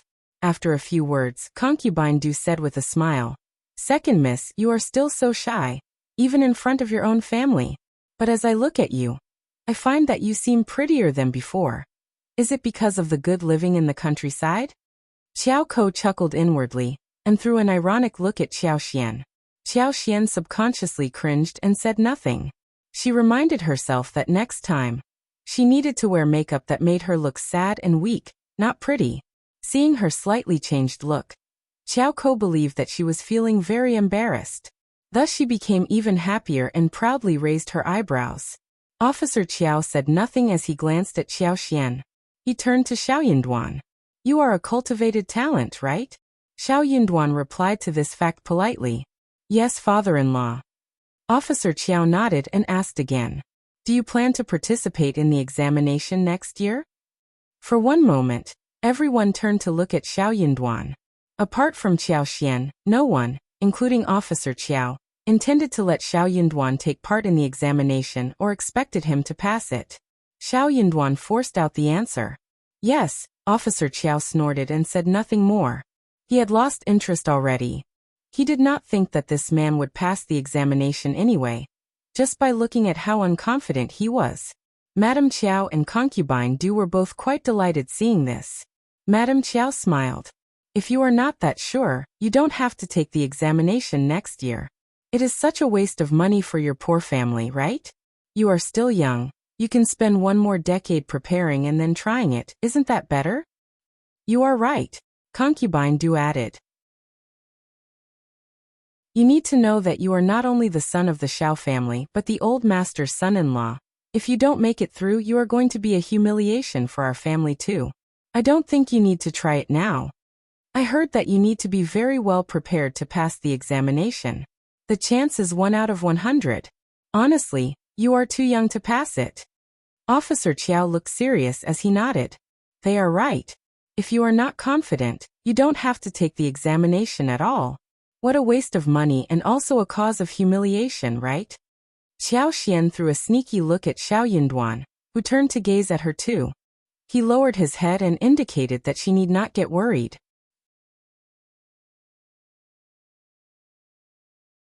Chapter 341. Showing off parents-in-law, concubine Du.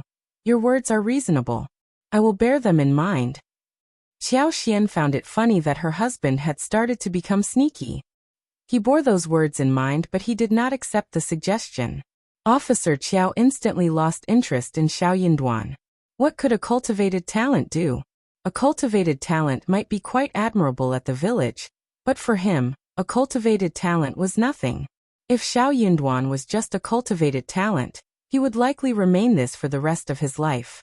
He was not going to waste any more energy on a man like him. Officer Qiao got up.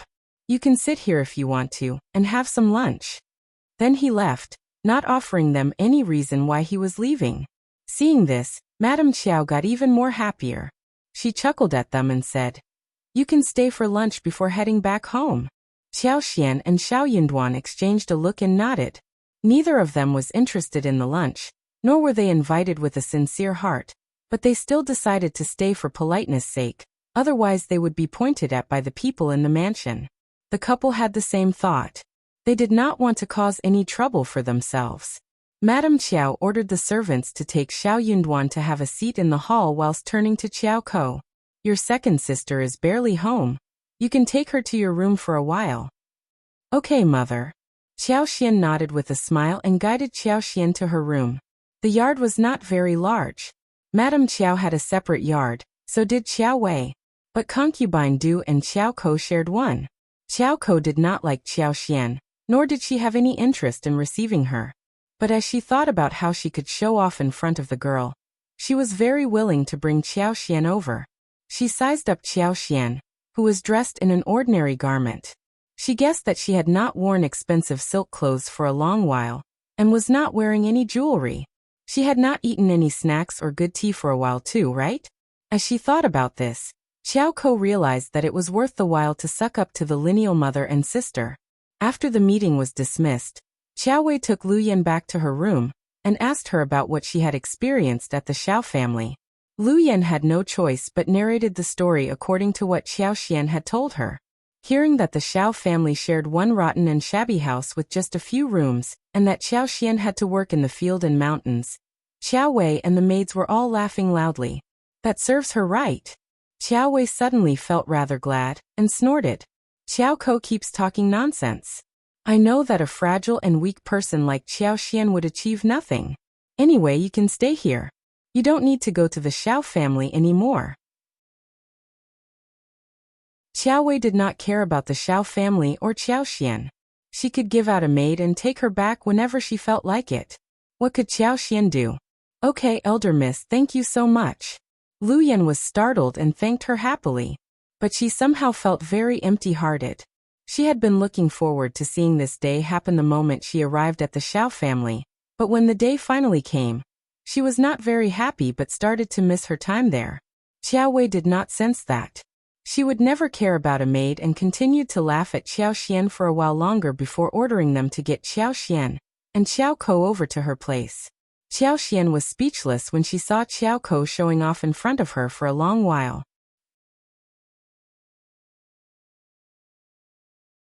Chapter 342.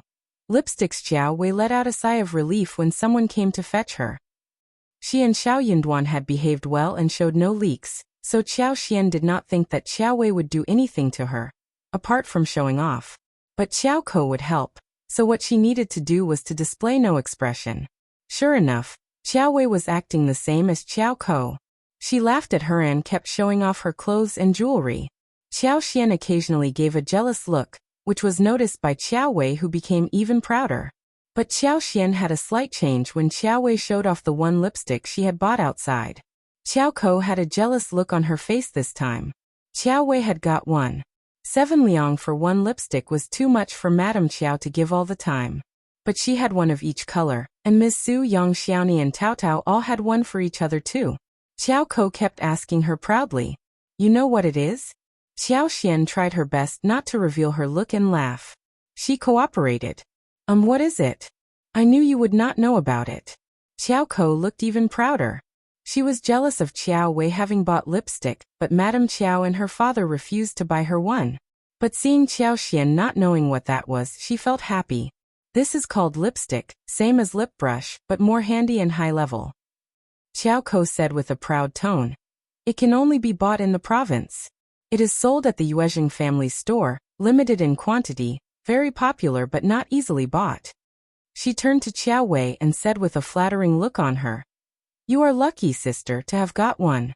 Only someone like you can have a thing like this." Xiao Xian was quiet. Xiao Ko really knew how to suck up to her sister.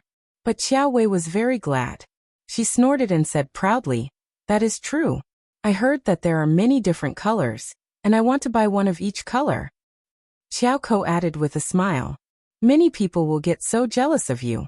I am sure mother will buy you as many as you want. So sad that someone can't even understand what it is." Xiao Xian. She glanced at Xiao Ko quickly with compassion. If they knew that the lipsticks were produced by her, they would get so jealous as to eat her up. Good that she had predicted this. She had kept it as a secret, and was going to keep the secret for a long while. When they were done showing off, it was time to eat lunch. Madame Qiao had no interest in receiving them, and asked Concubine Du to receive them. Concubine Du did not like Xiao Xian either, and left after telling the kitchen and the servants what they should serve. Therefore, only Xiao Xian and Xiao Yunduan were at the table. The original host would have been annoyed and felt sad and bullied. But Xiao Xian did not care. She even consoled Xiao Yunduan, who consoled her back, though he felt that she was treated so unfairly. He was really concerned about her.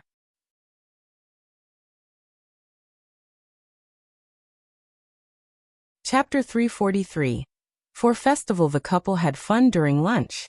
After all, it was lunch provided by the parents and they should eat it well. After lunch, the couple waved goodbye and left. Officer Qjao was nowhere to be seen, and he would not bother seeing them off, nor would anyone else.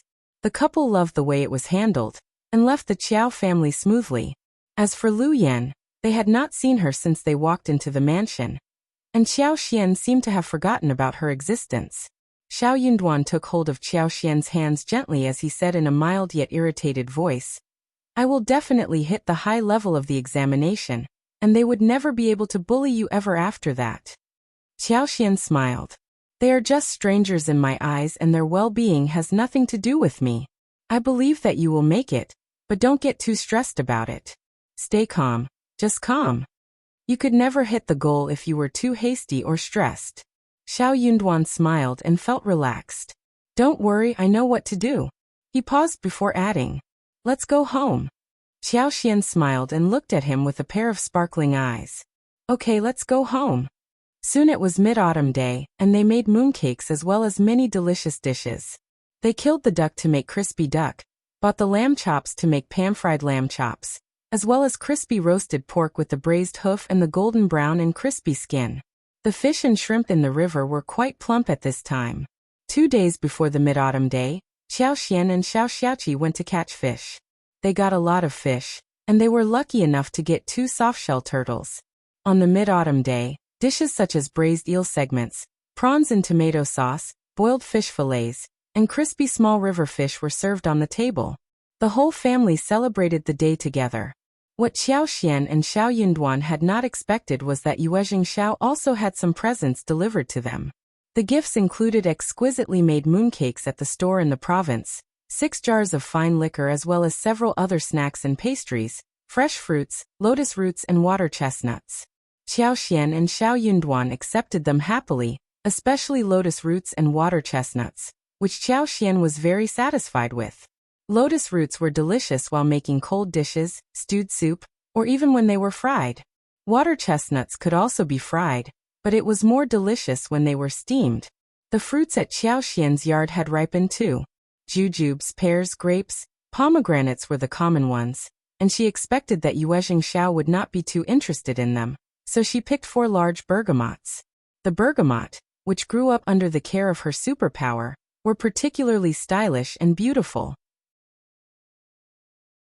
They were huge, with long and straight claws, beautiful at the first glance. The golden color simply had no flaws. The scent given out was very nice too. It held a special significance in Buddhism, prepared by madams and ladies of rich families. It was not easy to buy things like these. In addition to the bergamot, the figs were also ripe, and the branches were covered with dense fruit. Xiao Xian picked 2 full baskets and gave them to Qjao. There were fresh mushrooms and wooden ears as well. All of them were produced at her home, not very easy to buy. After the mid-autumn day, the days became colder. The rice was growing well and could be harvested within a month's time.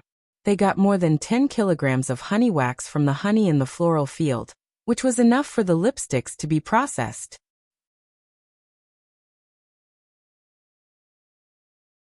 Chapter 344. Harvest. The honey would be kept for themselves to eat, or saved as presents after selling more than 50 kilograms to Mingren Tang. The other medical herbs were growing well, but they could only be harvested every 3rd year. With Xiao Xian's superpower, they could be harvested every 2nd year. But she did not want to overdo it, otherwise it would be too unreasonable. The gastrodia dug from the mountains had already grown. After speaking with Manager Qin, Xiao Xian asked Ms. Su to harvest more than 1 mu of it. The gastrodia grew very well, and they had harvested more than 500 kilograms from 1 mu. It was of great quality too. They obtained more than 2,300 liang at one go. Manager Qin got so happy and expressed that they should sell as many of these plants as possible in the future. Xiao Xian gave Ms. Feng 200 liang and 150 liang to everyone except for eldest uncle. Qi and Tao Tao got the biggest portion whilst Shao Dalong and Shao Sanlang as well as their wives received an equal amount. Everyone was very happy, and Ms. Su could not help but start to count the money she had saved in the room. Yang Xiaoni and Shao Sanlang got so excited that they talked about going into the town and buying some food to eat. But before they were done with discussion, Ms. Feng took away half of the savings and saved it up. Xiao Xian counted her savings and found that she had 6,300 liang in total. Good. Xiao Xian smiled. It had indeed been a great year. The roses could still bloom 2 times. After they bloomed, they needed to be pruned again, and her superpower could be applied to let them continue to flourish in the winter with energy. What she needed to do was to wait for the coming year when big and gorgeous flowers would grow vividly. She needed to go back and work on the lipsticks. Ms. Su, Yang Xiaoni and Tao Tao were all ready to help Xiao Xian with that. They were very occupied, but it was highly motivating as well. They could earn 41 a day. They could earn a lot already, but this was another way of making money. When the first batch of lipstick was made, the flowers were trimmed, nourished with water. Also, Xiao Xian put some of her superpower in it. As a result, after 2 weeks, the last batch of the lipsticks of the year could be put into production. She calculated and realized that they could make more than 1,500 in total. In that way, she could get more than tens of thousands of liang in properties. When the first batch of lipsticks were made, the rice was ready to be harvested. Autumn harvest was a busy period and much more tiring compared to spring plowing. The most feared thing when drying the grain was the rain. But in this season, a dark cloud and a shower often came, exhausting people. Every household was praying to heaven to bestow good weather upon them. They would not feel relieved until they had the sun-dried grains put away in the storage. If it rained during the sun-drying, the millet would turn black, and the accumulated millet would ferment and then germinate, which was equivalent to complete waste. During the autumn harvest, everyone was racing against time to get good weather. Therefore, even if they had money and wanted to hire someone to harvest, it was very difficult to book the laborers on time. The first section of the family was lucky to have managed to hire people who worked for them for 2 days, and the grains were all brought in. The whole family went into the field, while Xiao and Ms. Feng took care of young babies and made food at home. Doing all kinds of housework, Tao, Qi and Shao Yunduan went into the field and worked hard.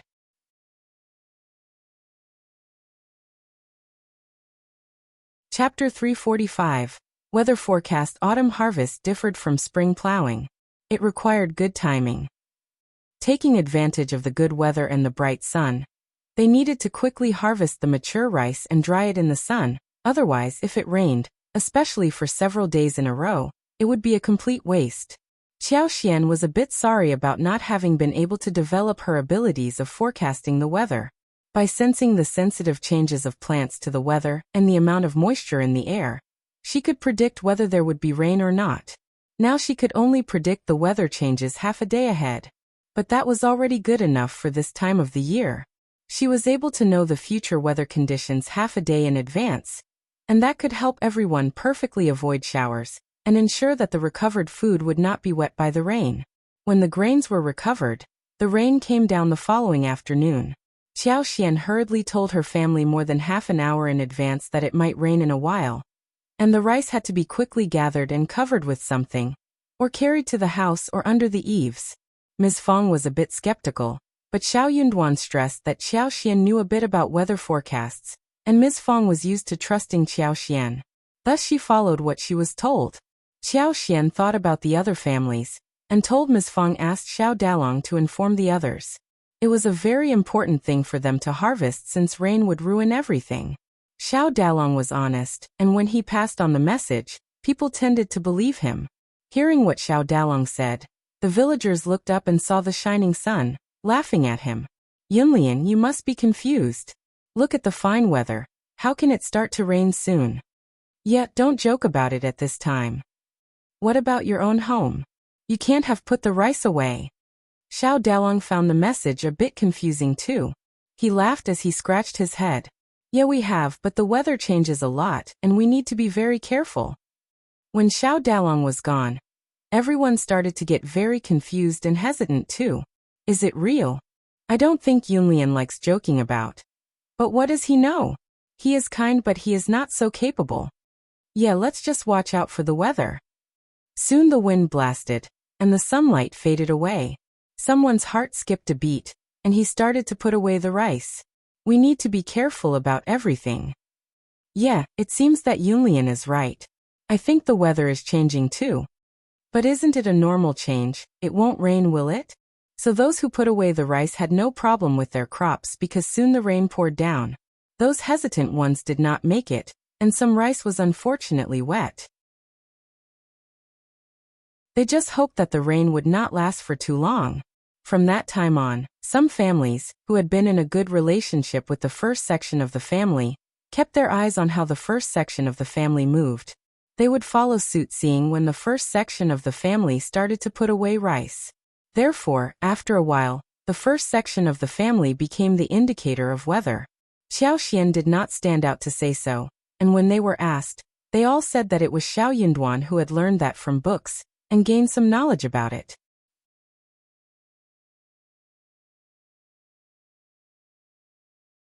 Chapter 346. Teaching for free. The villagers suddenly felt a lot of respect for him. Cultivated talent is very different from the rest of us. Yeah, that is why he is a cultivated talent. He is so smart. A cultivated talent knows everything. Due to the autumn harvest, Liulang happened to be at home on the break from the college. Hearing the rumor, he felt so jealous that he sneered. He doesn't read anything from the books, he is just trying to fool you all. The first section of the family was not helping the second, and the third section of the family for the autumn harvest, because they already owed them so much labor fees. The second and third section of the family got really annoyed, and only eldest uncle was willing to offer help. Therefore, Xiao Liulang was even more sour about Xiao Yunduan. But what could be done anyway? The first section of the family was no longer helping them for free. If they've dared to challenge them, they would show the contract to them. They had helped with the spring plow, and would not continue to help them for free. Xiao Liulang was feeling very unconvinced. He went to Xiao Yunduan and showed a fake smile. I wonder what books you have read, cousin. Can you loan the books to me? Xiao Xian was mumbling about this annoying man inside her heart when Xiao Yunduan said calmly, I am afraid not. Why? You are so stingy. Xiao Yunduan replied, I came across the book when I was in the province, but I did not buy it. Xiao Liulang. He did not trust his cousin's words. But he had no evidence to prove that Xiao Yunduan was lying to him. Xiao Liulang continued in a forceful voice. Oh, but how do you forecast the weather? What is the basis for it? Can I learn that too? Before Xiao Yunduan said anything, Ms. Fang got quite displeased. Liulang, you are behaving over the top. Why must he teach you for free? Xiao Xian added. Yeah, he has mastered the skill and he is not going to teach anyone for free. You can pay him to teach you. Xiao Yunduan glanced at him and said nothing more. In silence, he agreed with what Xiao Xian and Ms. Fang said. Also, that made sense. He had no obligation to share his skills with others for free. Anyone who understood that would not even ask about it. Xiao Liulang snapped and said, Then I am going to remind you, cousin, that you are just fooling others. Be careful not to show your fox's tail. Ms. Fang shouted. What are you talking about? Xiao Liulang stiffened and left the place in pretentious calmness. Ms. Fang shouted behind his back. Don't come to our door if you are going to continue to talk nonsense. Stay away from us, as far away as possible. What kind of a man is that? Ms. Fang sneered. Yunduan, just leave him alone, he is just narrow-minded and jealous. Xiao Yunduan smiled. Don't worry, mother. I don't care. Xiao Xian whispered to him. Don't stress, I won't allow you to show your fox's tail. Xiao Yunduan smiled and tilted his head, looking at her. Okay. After the autumn harvest, Xiao Xian and Tao Tao continued making lipsticks. Xiao Liulang was ready to take the examination. He would make it to a cultivated talent if he passed it. Ms. Ma and third uncle even took Xiao Liulang to kowtow to the ancestors and asked for their blessings.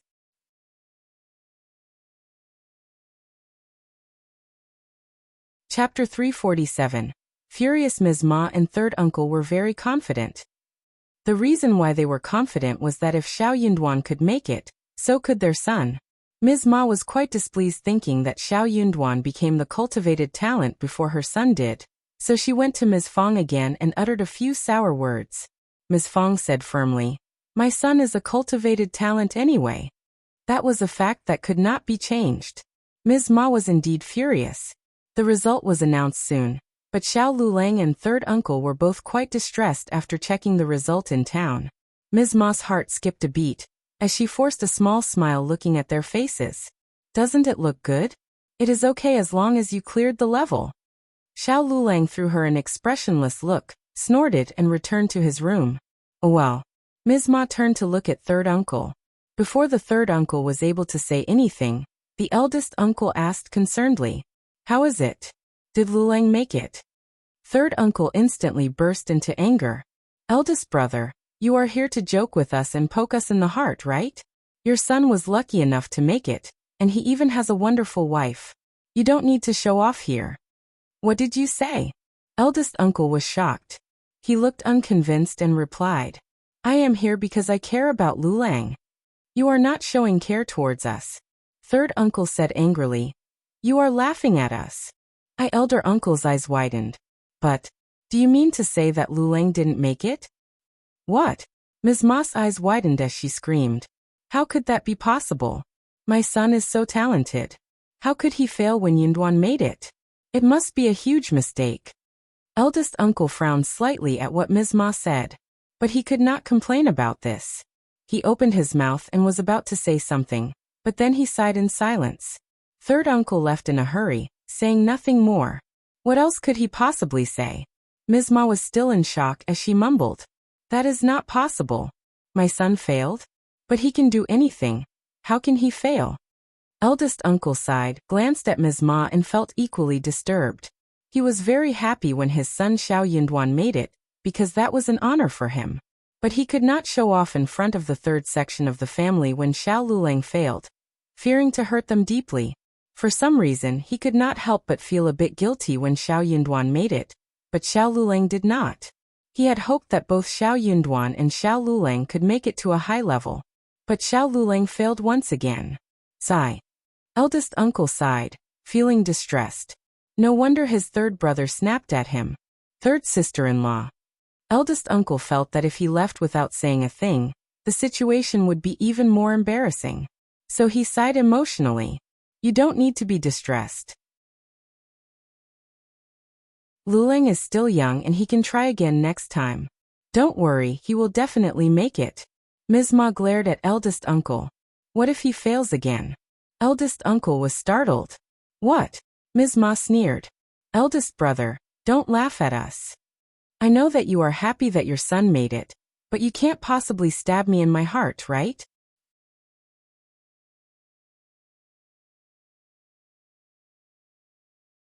Chapter 348. Messing hurt and saddened? Of course she was saddened. Liulang was young, but Yunduan was not much older than him. He was just laughing at Liulang. Next time, but the future could never be predicted. She had decided that he was just laughing at them. The more Ms. Ma thought about this, the angrier she became. She sneered with a sunk face. Eldest brother, your family is different from the past now. Your door's threshold is high now, too high for us to cross. You can go home now. You don't have to visit us anymore, if you don't have anything else to say. Eldest uncle felt his chest hurt. Third sister-in-law, I am Liulang's uncle and I really hope that he can do well. Ms. Ma sneered and said ironically, these words are too much for us. We don't need your hope.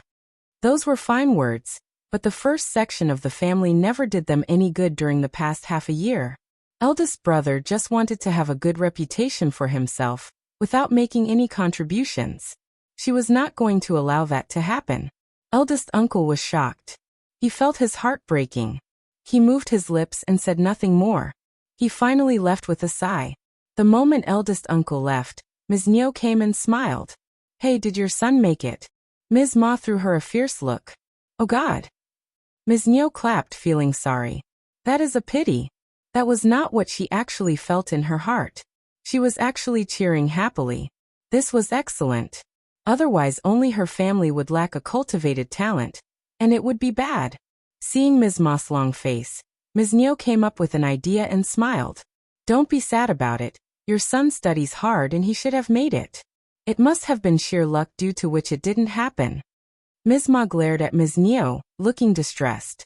She hated to hear those words. Before she said anything, Ms. Niu winked and said, Hey, Ms. Qiao's father is county magistrate. Maybe you can ask her for help. Perhaps she can speak with her father and help your son a little. Maybe your son passed the examination, but they made a mistake while evaluating his paper. Ms. Ma's eyes brightened. Her heart started to throb. Yeah, my son must have passed, but they made a mistake while going through the paper. It must have been like that. Ms. Ma grabbed third uncle's arm and said, Hey. Ms. Niu pursed her lips. She felt quite glad that Ms. Ma was convinced. The first section of the family was so annoying, and she should cause them some trouble. But she needed to follow along. If Ms. Qiao did ask her father to help the third section of the family, then she needed to stop her. Soon Ms. Ma and third uncle came out and Ms. Niu tagged along. Let's go to the first section of the family. Let's go. Hearing that Xiao Liulang and third uncle had gone home after receiving the result, Ms. Fong said after a moment, Yo, Liulang fails again. Xiao Xian laughed. How do you know, Mom? Of course. Ms. Fong said naturally. They would have come to us a long time ago showing off and spreading the news across the whole village. Startled, Xiao Xian thought about it and nodded with a chuckle. You are totally right, Mom.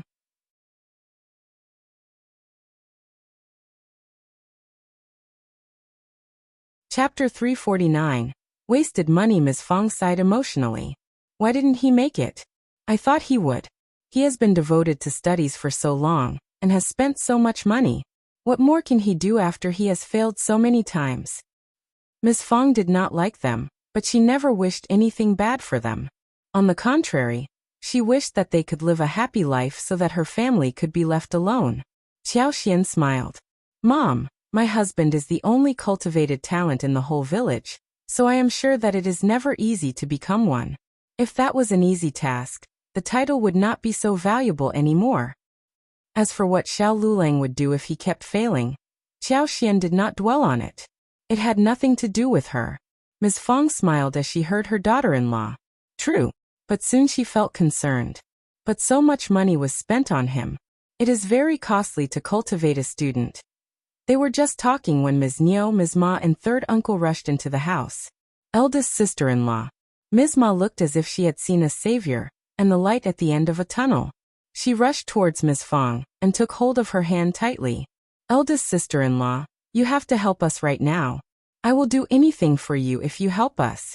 Oh, Ms. Fong was quite shocked and pulled her hand out. Third sister-in-law, what is going on? Eldest sister-in-law.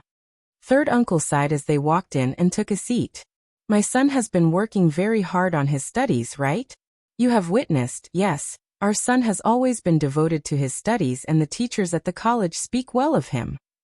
As they were talking, eldest uncle, Shao Yinduan and Xiao Xian, as well as the other members of the first section of the family gathered together as well. Everyone was very curious as to what was going on. After all, Ms. Niu and Ms. Ma never liked Ms. Fong. So, what made Ms. Ma promise to do anything for them? Something big must be going on. Third uncle said. But Liulang failed at the examination. How could that be possible? Ms. Ma nodded constantly. Yes, even your son made it, and our son should have made it too. I mean, our son is smart, devoted, and he couldn't have failed like this. Ms. Fong felt quite uncomfortable hearing that she was speaking ill of her son.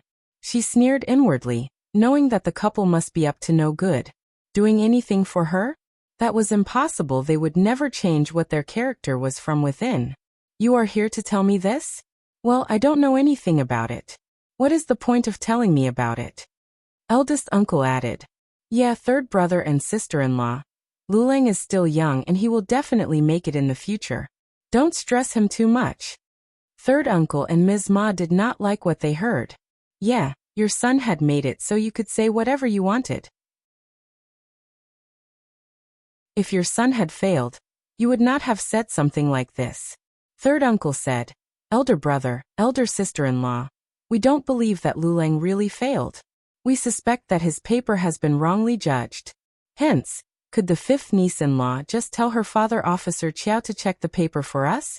We are a family, and if Liulang makes it and has a promising future, we will pay back this favor to Officer Qjao.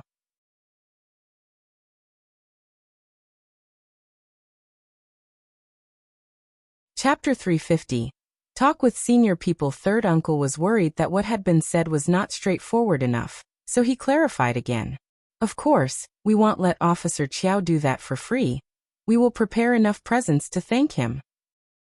He almost said that he wanted Officer Qjao to cheat by helping add Xiao Liulang's name to the list. Ms. Fong and eldest uncle had not expected that third uncle and Ms. Ma would have thought about such a method. They, for a moment, had no idea what the family was talking about. Xiao Yunduan's facial expressions changed and he said coldly, Are you crazy, third uncle and third aunt? Eldest uncle immediately reacted. Yunduan, what are you talking about? They were already in a bad mood since their son failed the examination, and he was just adding fuel to the oil. Xiao Yunduan said coldly, Dad, have you understood what they mean? They are trying to make Officer Qjao cheat by adding Liulang's name on the list. That is crazy. If it is revealed, Liulang will never be able to attend any examination in the future, and Officer Qjao will lose his job, and he may be imprisoned too. You think this is a minor thing? Ms. Fong shouted furiously. You are just mental. How can you even think about this? Ms. Ma was shocked but still replied. You don't need to frighten us. It is not that serious. I just think that the paper is erroneously judged. It is a situation where a wrong needs to be made right. Xiao Yunduan responded in a clear voice. If you really think that the paper is wrongly marked, you can send the paper to the government office and ask the authority there to do a re-examination. Officer Qjao can't make this decision. If you don't believe me, you can ask your son yourselves. Going to the government office? That was not possible. They would not be okay heading to a strange city in the province. Also, Ms. Ma did not think that it would work out favorably for them. That was not a place for people like them to be at. Hence she still insisted. It means that they can recheck the paper, right? That is reasonable, isn't it? As long as Officer Qjao was willing to offer the help, they could find any kind of excuse to do so. No one would dare counter that. Also, Ms. Ma was confident that her son must have been wrongly judged on the paper. Third uncle was also somehow confident. Yes, as long as Officer Qjao can extend a hand, we can definitely make it. Eldest brother, eldest sister-in-law, please, this is about Xiao Lulang's future. We are begging you. Shao Yunduan did not have any idea what more to say, but sneered. You think it is very easy to recheck the paper? If it was an easy thing, every participant would do so, and the whole situation would get messy. I told you, the officer and scholars should join forces to recheck the paper. Maybe some learned people would come forward and take a look at it as well. If there is any problem with it, then it would be Officer Qiao's fault not to have recruited the right talents and get seriously punished. If the result is the same, your son will be hit and forbidden to participate in the examination again in the future. Who told you that Officer Qjao has the right to make that call? If you don't believe me, you can go to the office and ask about it. Xiao Xian smiled. He is right. It is a huge thing if a mistake on the paper is done, and any wrong result can cause someone's death. You must be mental to have suspected the fairness of the recruitment. Ms. Ma was not convinced. You are just frightening us. Then you can go and visit the province yourself. Xiao Xian sneered. You have nothing to lose, right?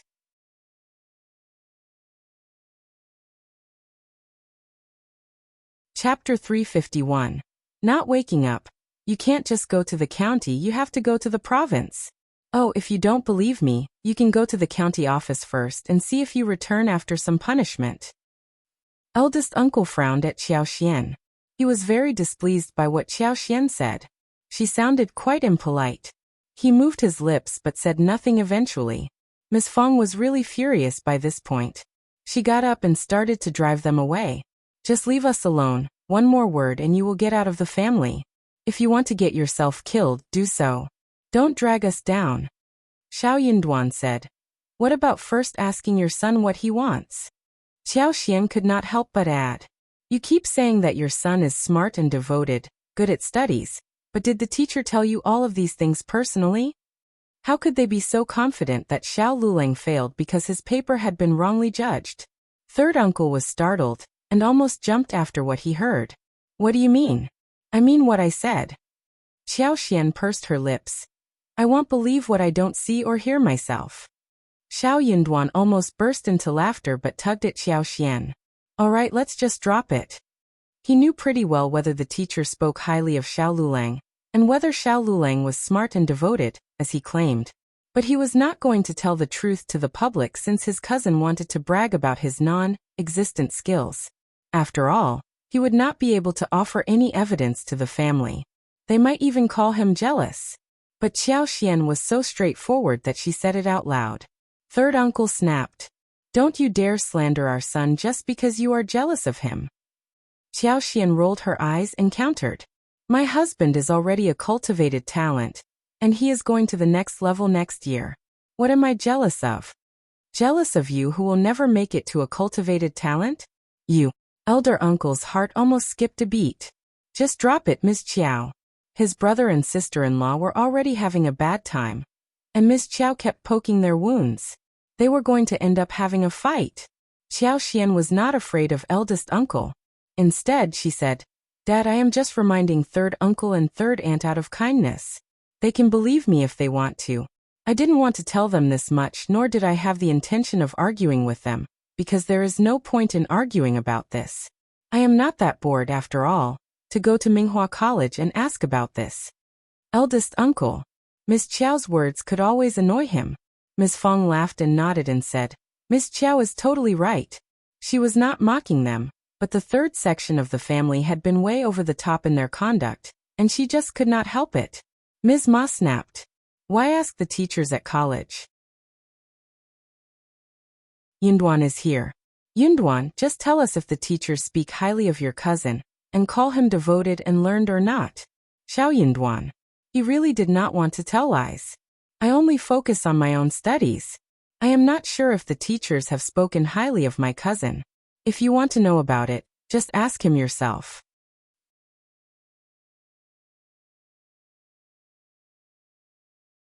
Chapter 352. Xiao Lulang's uncertainty. What do you mean? Third uncle asked him with force. He panicked for some reason. He subconsciously felt that what Xiao Xian said was right, but he just could not accept it. Feeling confused, third uncle glared at Xiao Xian and Xiao Yunduan, sneering. You can just put it straightforwardly that you don't want to help us. Why do you still accuse my son? You are just jealous, and you just don't want him to become good. Just wait and see.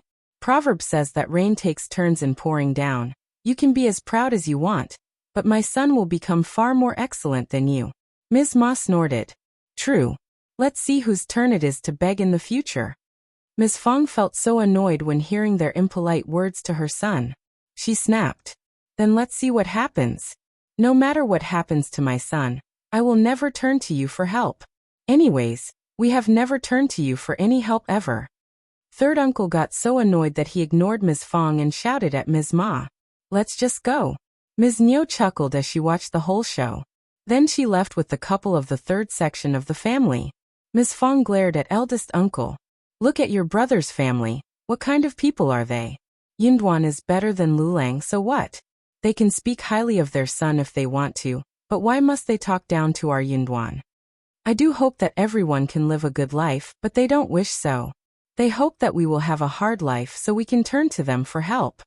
But honestly, if that day really comes, do you think that they will help you? Having said that, Ms. Fong left angrily without waiting for eldest uncles. Xiao Yunduan left along with Xiao Xian. The others all dispersed into different directions as well. Eldest uncle felt his heart breaking down. He had done nothing wrong, but why did he feel that everyone else believed that he had done something wrong? What had he done wrong? He was just feeling sorry for his third brother and third sister-in-law. He was their family and he should feel sympathetic towards them, right? It was not good to laugh at them or counter them, no? When it came to the third section of the family, Ms. Ma got so annoyed that she cursed Xiao Xian and Xiao Yunduan. The couple knocked at Xiao Lulang's door and asked him about what happened. Both of them talked one by one, and they exaggerated certain things to make the story sound reasonable. After a long while, Xiao Lulang finally understood what they were talking about. He could not help but feel moved. Yes, he was very confident about his abilities, but why did he fail again? Maybe the paper was wrongly judged after all? If the paper could be rechecked, he might make it to the next level? Seeing the expression on his face, Ms. Ma got excited and snapped. Ms. Xiao and my nephew are just liars. They keep frightening us and saying that we can't do this unless we want trouble coming to us. They just don't allow us to flourish. Xiao Lulang brought himself back and his face changed. Just forget about it, the results can't be changed once they are out. Third uncle and Ms. Ma found what he said even more motivating. They could not forget about it, but got increasingly driven. Forced, Xiao Lulang had to spill the truth. Xiao Yunduan and Xiao Xian were totally right. Just forget about it, it isn't a good deal. Officers are not that easy to speak to. What if they pick on us? We are just civilians, unable to counter them.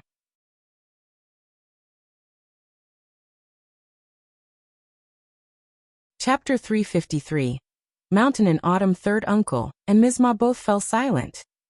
They were quite taken aback. Ms. Ma burst into tears. Then what can we do? Poor Liulang, your paper has been wrongly judged, how terrible it is. Xiao Lulang also looked as if that was true. Third uncle hesitated for a moment and asked discreetly, rubbing his hands. Liulang, just tell me the truth, how are you doing in college? What knowledge have you obtained? Do teachers speak highly of you often? Xiao Lulang felt quite confused, wondering what his father was talking about that he asked these questions all of a sudden. Ms. Ma could not hold a secret but said angrily. Xiao Yunduan and Ms. Qjao say that you are just bragging about being spoken highly of by the teachers. The teachers couldn't have ignored you but turned to him instead, right? Xiao Lilang's face changed as he said coldly. Just ignore what they told you. They just wish that we are worse than them. What good things can come out of their mouths? That is true. All right, I need a break. Just leave me alone. But, just leave me alone. Xiao Liulang pushed his parents out of the room and shut the door. He let out a breath, feeling his cheeks heat up. He managed to lie to his parents, but felt quite uncertain inwardly. Why was Xiao Yunduan saying this about him? He was plain lucky to have reached where he was, and he was not in a position to accuse him of anything. Xiao Liulang clenched his teeth angrily. After grains went into the granary, and the last batch of lipsticks of the year were ready, the weather became much cooler. The leaves on the mountain were also gradually changing color and falling. The color-changing trees were mixed in the evergreen green mountains and forests, which was very beautiful. Xiao Xian did a count. They had 1,536 lipsticks in total with 4 different colors by now. She decided to produce 1 batch of lip balms. It was much easier to make lip balms, but the remaining beeswax was only enough for around 1,000 pieces, according to her experience. They could not get any more beeswax in autumn because soon winter was coming, and the bees were all busy preparing for the winter. They had to wait for the spring next year to make more lipsticks. For Xiao Xian and those who were good at it, lip balms were much easier to make compared to lipsticks, more handy. The 4 of them made 150 pieces within 1 day. After 3 days they slowed down the pace. Many things started to ripen in the mountains when autumn came, and Xiao Xian was eager to pay a visit there. The grapes in her garden were also ripe. According to Xiao Xiaoqi and Tao Tao, they were bigger than the original wild grapes growing on the mountain, and they were also sweeter and far more delicious. In fact, the wild grapes in the mountains were relatively small, but the ones in her garden were all big bunches. Xiao Xian was glad that her superpower helped her with all such things. Everyone didn't think it was too strange. They just assumed that the grapes grew well because they often took good care of them and fertilized them, so that they could grow better than the wild ones. In addition to the wild grapes, the dates, pomegranates, and lemons in the garden were also ripe. The persimmons were still a little bit sour, but they would soon ripen. This season was the time when the wild grapes were present the most in the mountains. Xiao Xian wanted to get some more. She was going to wash them, drain them, and mash them into large porcelain jars, to let them ferment naturally to make some wine. It was a pity that the mountain grapes were not big enough, but the core was not small, otherwise they could have tried to convert them into raisins. There were many mushrooms, which also grew in autumn. Those were picked to be dried, and they should be delicious when eaten.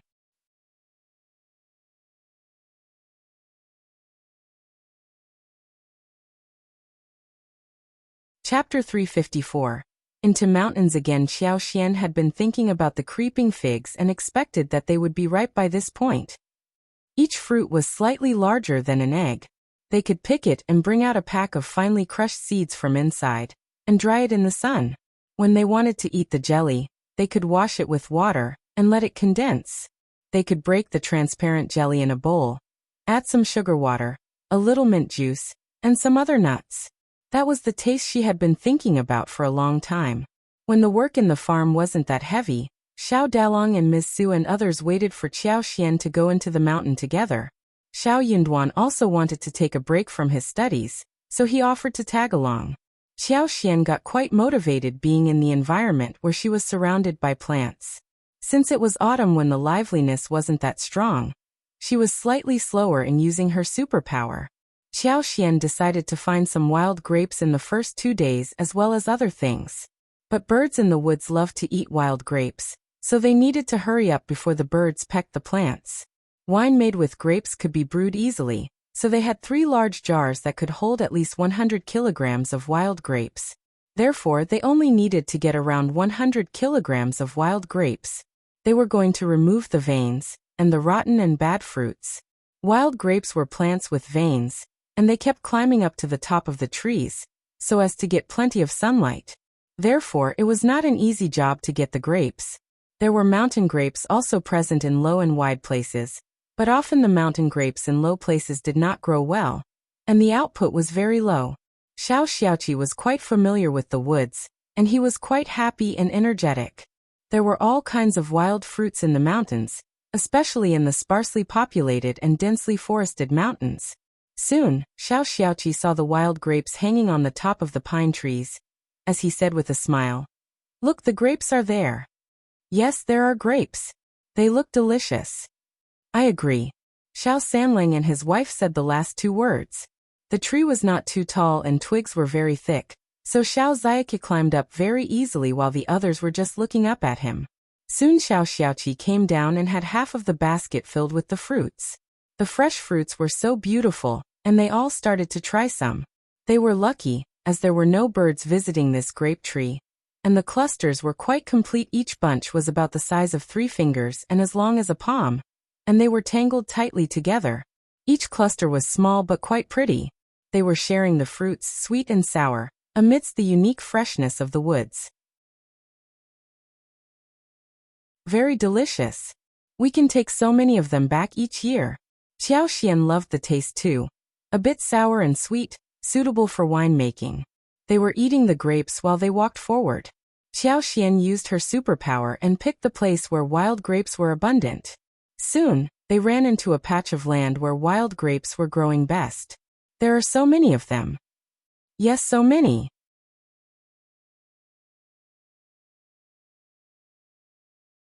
Chapter 355.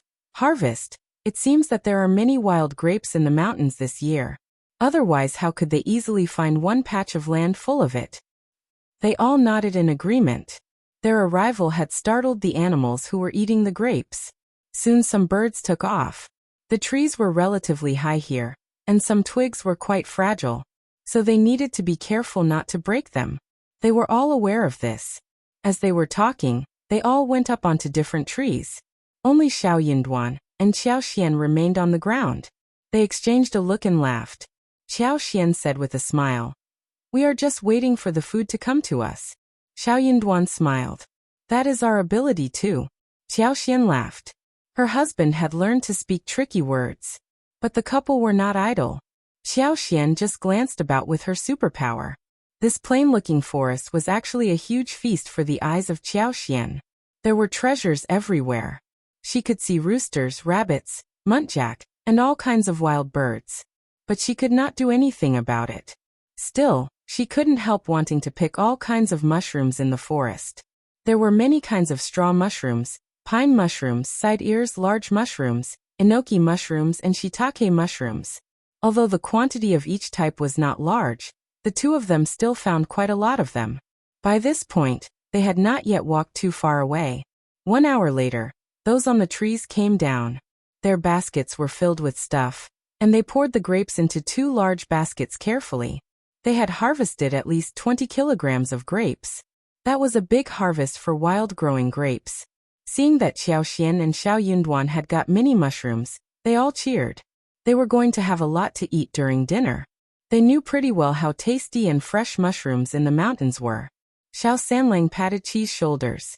"Qi, come on, you should catch at least 2 wild roosters for the mushrooms." They all laughed. The team walked forward, and within an hour's time, they found grapes again. This patch wasn't as large, but they were still enough. They almost managed to fill up their baskets after this trip. So Xiao Sanlang and Yang Xiaoni went home with the grapes first. Otherwise it would be too tiring to carry them around. Xiao Sanlang still reminded Xiao Xiaoqi as he was about to leave. "Qi, don't forget about the roosters, or even rabbits will do." Xiao Xian laughed. Xiao Xiaoqi threw a helpless look at him. "Don't worry, third brother, I am definitely going to get some." As the couple left, Xiao Xian and the rest were holding cloth bags. They stopped looking for grapes, but turned to search for mushrooms and wild animals. They had more than 30 kilograms of grapes today, and they needed to deal with them before continuing the next day. Xiao Xian could focus on finding the creeping figs at this moment.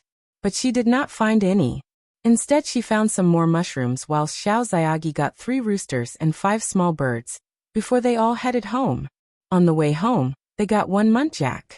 It was not that hot, especially during the night when the temperature dropped tremendously. The animals could stay fresh even when they were not processed on the same day. But they could not be put there for too long. They got down to work as soon as they came home. They needed to process the grapes overnight. They washed them, picked them off the twigs, filtered them and put them in the jars.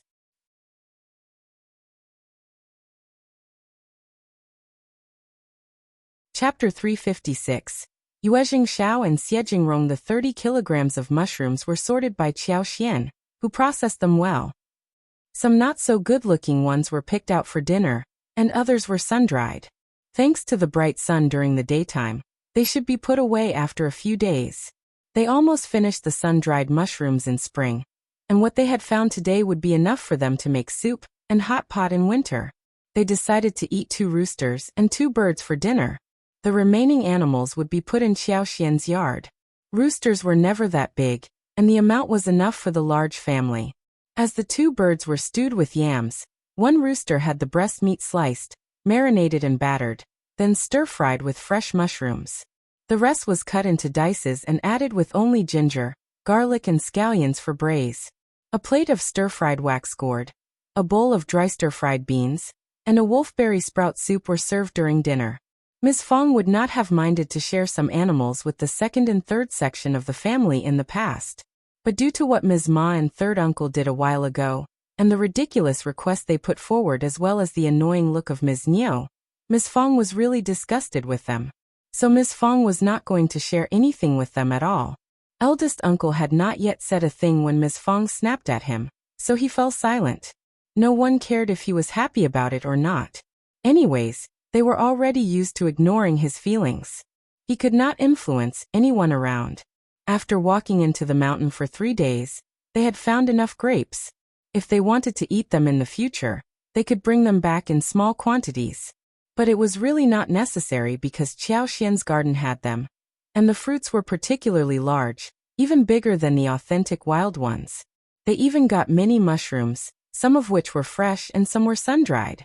They discovered a small patch of date forest, which had 7 or 8 trees, thick in trunk with a diameter of 30 centimeters. The dates were already ripe, crispy and sweet. They paid a visit to the mountain 2 times and got all the red, ripe ones down. They carried them home to dry. These would be made into dried dates, added to the stewed soup, added to the tea, to the porridge or eaten as snacks. They could also be used to make date cakes or date paste fillings.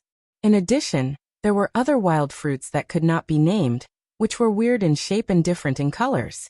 Xiao could use her superpower to determine whether the fruits were poisonous or not. Actually, those wild children growing in the mountains could always tell that as well. Shao Xiaoqi and Shao Taotao got a few and presented them to Xiao.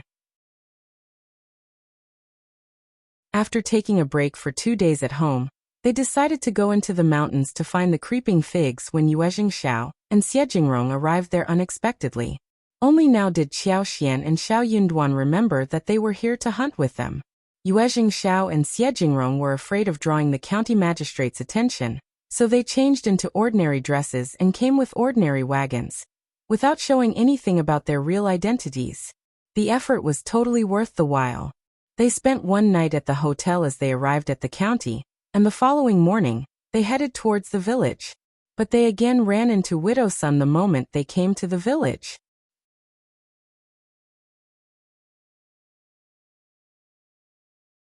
Published at 28th of August, 2023, 12:40 and 54 seconds p.m. Chapter 357. Chapter 357. Widow Sun again. If audio player doesn't work, press stop then play button again. Chapter 357. Widow Sun again. Chu Shan, who was sitting on the wagon, exchanged a cold look with Widow Sun, snorted and looked away. It was this woman who tried to set up his young master and young master Xia, because of which he ended up being scolded. Chu Shan disliked this woman deeply. Widow Sun had not recognized Chu Shan at the beginning. She just found him a bit familiar. But wagons were rarely seen in the village, so she suddenly remembered who they were. It's them. So they are visiting Shao Yunduan again? How can that man get to know so many rich people? Widow Sun could not help but feel curious, wondering who was in the wagon. But she knew clearly that she could not visit them. otherwise Miss Fong would blast her off. But Widow Sun was too curious to restrain herself. She could not help but wonder what on earth was going on there. So Widow Sun went to Ms. Niu again.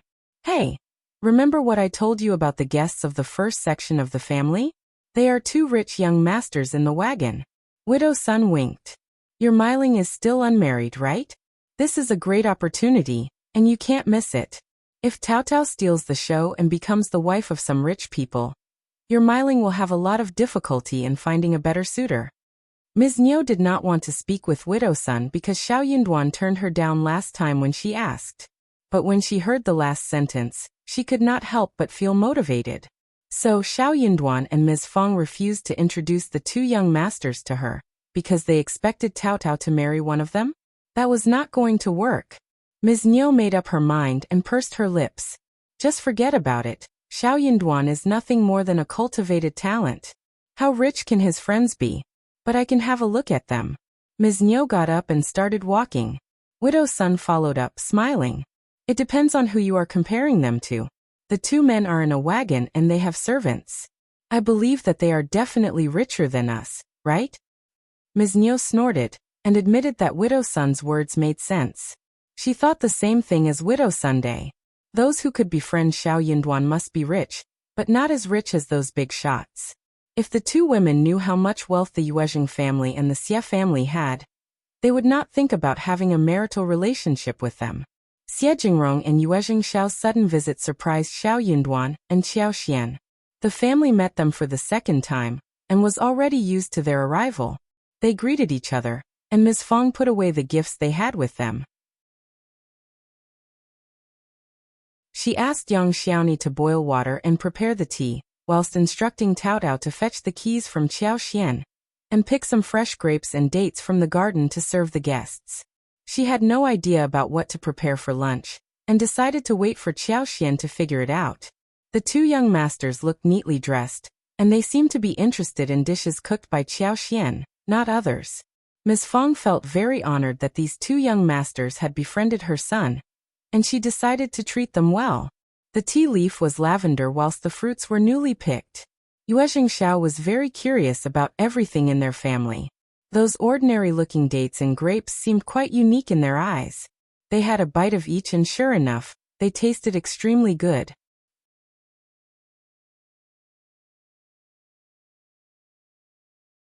Published at 28th of August, 2023, 12:40 and 53 seconds p.m. Chapter 358. Chapter 358. Ms. Niu's excitement. If audio player doesn't work, press stop then play button again. Chapter 358. Ms. Niu's excitement. Yuezheng Xiao said excitedly with a smile. The bergamots that you gave us last time grew so well that I shared two with Brother Xie, who gave them to his grandma. She loved it. Do you have any more of those? Please give us some more this time. Shao Yunduan and Xiao Xian gave that as a gift to Yuezheng Xiao during the mid-autumn day, but they did not give it to Jingrong. That was because her family and the Xie family were not in a very familiar relationship, and a family like the Xie family would not receive presents easily. They had no idea what to give to them, so they gave nothing to Jingrong. Xiao Xian smiled. Yes, I have a dozen on the trees, all growing well. We will need 3 and 4 for the new year. You can take the rest away. The bergamots looked really good. Xiao Xian considered planting some more next year. Yuezheng Xiao did not turn her down and smiled. Okay, I will take them. Jingrong nodded with a smile to express his gratitude. They did not need to think about what to take and give. They were just exchanging gifts. Xiao Xian and Shao Yunduan laughed. They appreciated friends like Yuezheng Xiao and Jingrong. They were just chatting, when Ms. Niu and Widow Sun walked in. Ms. Niu glanced about and her eyes brightened, her heart throbbing in excitement. These two young masters were so handsome. Look at the clothes they were wearing and the wagon and the servants.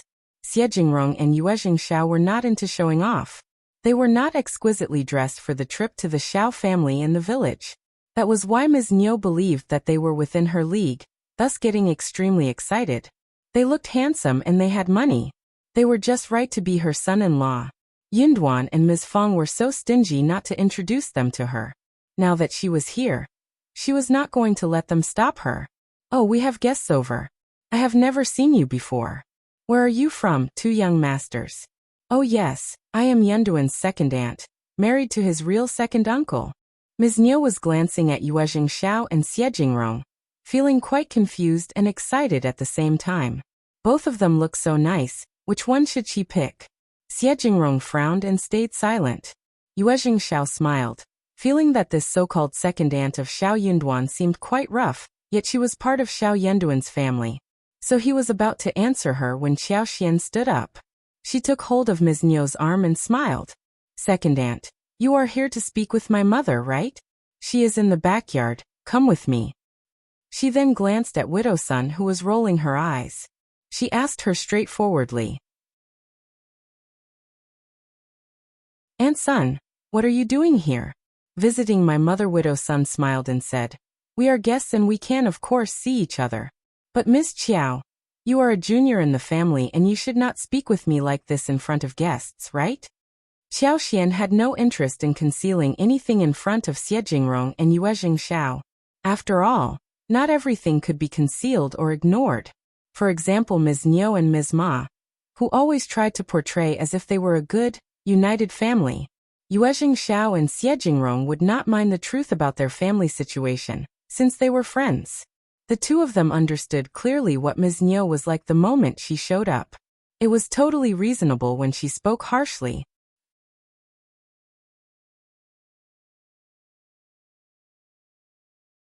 Published at 28th of August, 2023, 12:40 and 52 seconds p.m. Chapter 359. Chapter 359. Driving away. If audio player doesn't work, press stop then play button again. Chapter 359.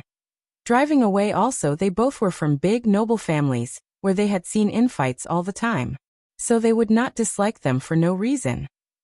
Xiao Xian smiled. You spread a rumor about our family and had a fight with my mother. I am just curious about what you are doing here at our door? Yuezheng Xiao burst into laughter. Widow Sun had not expected that Xiao Xian would humiliate her in front of everybody. Her cheeks flushed in embarrassment, and she got so angry that she could not utter a word. Miss Qiao, how dare you? Ms. Niu glanced at Xiao Xian with an accusing look. Then she smiled at Jingrong and Yuezheng Xiao. Oh young masters, this is what my niece-in-law is like. She has no idea what she is doing. Don't get mad at her. Oh yes, where are you from? What are your names? Yuezheng Xiao smiled. Miss Qiao and Brother Shao are both very nice people. Jingrong nodded. True. Ignoring Ms. Niu, Xiao Xian pulled her away when Ms. Fong and Yang Xiaoni came out of the backyard. Looking dumbfounded seeing the two women, Ms. Fong took hold of Ms. Niu and dragged her away. Widow Sun got a glare from Ms. Fong, and she hurried away saying that she had something else to do at home. Ms. Fong grabbed Ms. Niu in the backyard, saying furiously, "Stop being so embarrassing at my house." Ms. Niu was unhappy. "Why am I embarrassing you? You just don't want us to live a better life. These two young masters look like a great match for my Miling. Stop it. Now." Ms. Fong almost wanted to give her a kick. "Ms. Niu, they are Yunduan's friends, and they are here to visit Yunduan. Look at your Miling. How can she be a match for them? Don't turn her into a joke, so she has no reputation left. Or else don't regret your actions later. Their marriages will be determined by their families. If you want to make your daughter into either of their wife, go and recommend her in front of them directly." "You," Ms. Niu sneered hearing Ms. Fang's harsh words. "What are you talking about? I know what you are thinking." Ms. Niu lowered her voice. "You are planning to match Tao Tao to them, right?" "What?" Ms. Fong was startled, not knowing what Ms. Niu meant. When she realized what Ms. Niu was trying to say, she raised her hands and almost slapped right on her face. "No one is as greedy and imaginative as you are." Ms. Niu sneered and did not believe her. "Anyway, you are welcome to think what you like." Ms. Fong said coldly, "They are my guests, and if you dare to do anything, I will not forgive you ever." Having said that, Ms. Fong drove Ms. Niu out. Ms. Niu did not dare to walk into the room and left in anger. She was not giving up. She loved those two young masters, and she needed to work hard for them. She understood clearly that it was the only chance she could have. Inside the room, Xiao Yunduan smiled. "Sorry for the commotion. Please forgive them for what they have done and said." Xiao Yunduan did not want to tell them anything bad about Ms. Niu and the other woman. But he needed to warn them. The two women might come up with some other ideas later. Yuezheng Xiao smiled. Brother Xiao, don't worry. Every family has its own problems. My family affairs might be even worse than yours. Jingrong smiled. The Xie family had many internal problems too, but not that bad, since no one dared to make a scene in front of him.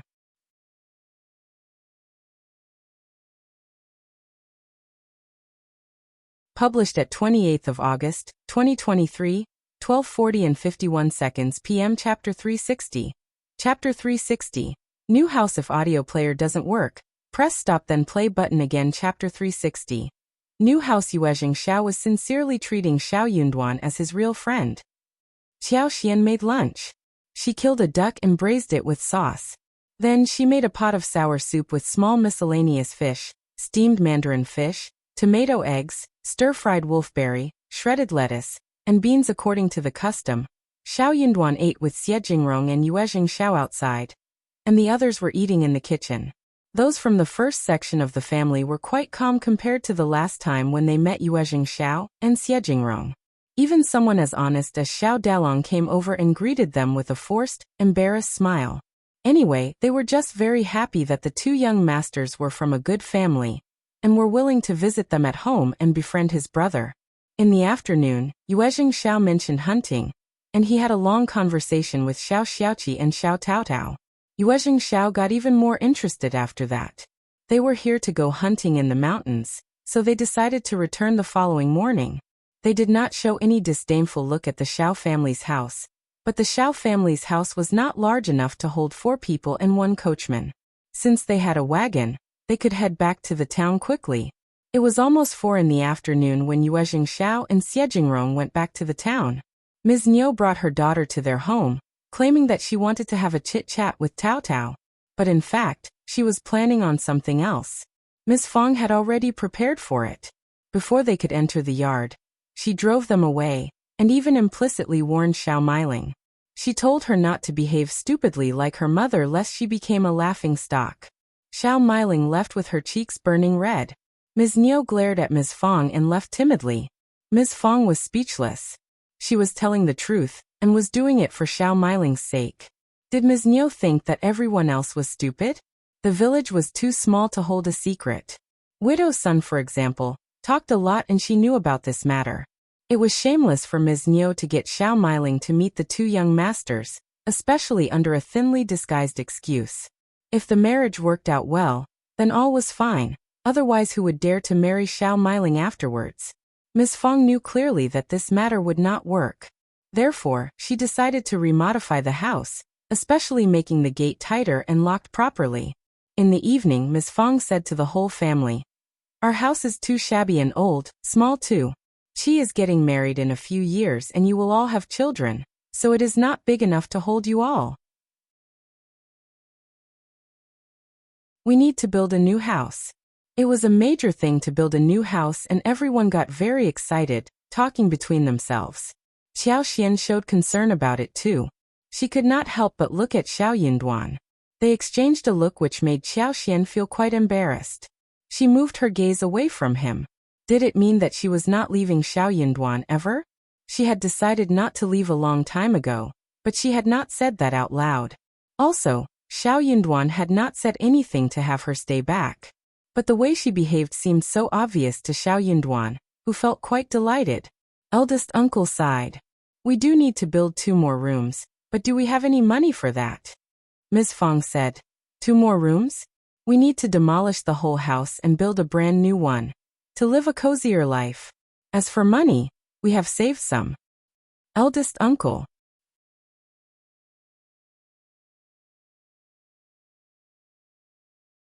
Published at 28th of August, 2023, 12:40 and 51 seconds p.m. Chapter 361.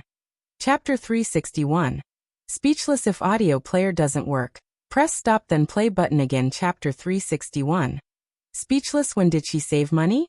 Why was he not aware of that? At this point, Xiao Xian chipped in to clear this up. Xiao Xian smiled. "Dad, we went into the mountains a while ago, right? We found a patch of valuable medical herbs and sold them to the pharmacies in town, earning more than 50 liang, just enough for a new house. What? The eldest uncle's eyes widened as he responded in surprise. How much? More than 50 liang. Actually, Ms. Fong had decided to spend 200 liang to build a grand new house, but she cut the number as she said it out loud. Eldest uncle wasn't good at counting, so he would never know the real numbers. He was kept away from the truth not because they were afraid of the second and third section of the family. They just wanted to save unnecessary trouble, so that everyone could live a happy and peaceful life. Soon the second and third section of the family would get used to them being ignored. Eldest uncle was startled. Which medical herbs are so valuable? Xiao Xian replied crisply. Gastrodia, which is required by the pharmacies, and that's why they paid us such an amount. Eldest uncle said voluntarily. So many good things in the mountains. You should describe it well so your second uncle and third uncle could also join you next time to seek it. Everyone felt silent. Okay. Xiao Xian said with a smile. Gastrodia is rarely seen and we only ran into it once. When we see it next time, we will definitely bring it for them to learn from. Eldest uncle opened his mouth, feeling that something was wrong, but he could not figure out clearly what was wrong. He nodded. Okay. Xiao Xian really looked down at eldest uncle, who considered himself the head of the family. He kept taking unnecessary burdens onto his shoulders, but still ended up being looked down upon by everyone. What did he really want from his actions? Xiao Xian did not think that she would ever understand what he wanted in his life. Ms. Fong said, just don't tell them right now about it. The medical herbs aren't found easily. If that was the case, they wouldn't be so valuable. If you tell them now, they may get anxious. Eldest uncle felt uncomfortable, but replied with a nod. Shao Sanlang said with a smile. Mom, we are building a new house, aren't? Ms. Fong looked motivated. Of course. Everyone discussed how big the new house should be, how many rooms, and what kind of construction should be done. 200 liang would be plenty, but Xiao Xian thought about adding some of her savings to the building, so that the wall could be higher and best materials could be used for the decoration. What was the point of being rich and not use her money for making something good? This was a major event, and naturally it would not be finalized for a while. When everyone dispersed, they were still excited. The following day, Yuezheng, Shao and Jingrong arrived there early in the morning. Xiao Xian and the others all got up early too. Jingrong and Yuezheng Shao happened to be right on time for breakfast. For breakfast, there was white porridge that was thick and fragrant, as well as steamed flour rolls and steamed buns. The homemade kimchi included radish strips, cowpeas, red peppers, carrots, green lettuce which had been placed on the table. Also, there was a plate of crispy finger-sized fried fish wrapped in batter, diced radish, shiitake mushrooms, and diced chili sauce that acted as side dishes to accompany the meal. In particular, the kimchi had a special fragrance, salty and sour, refreshing and bright in color. Just looking at it made people salivate.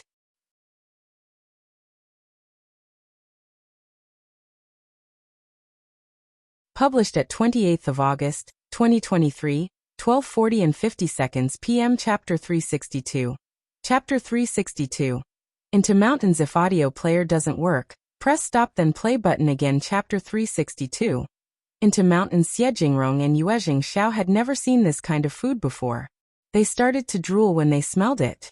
They had eaten breakfast, but when Xiao Yunduan asked them to join him, they still ate half a bowl of porridge with kimchi.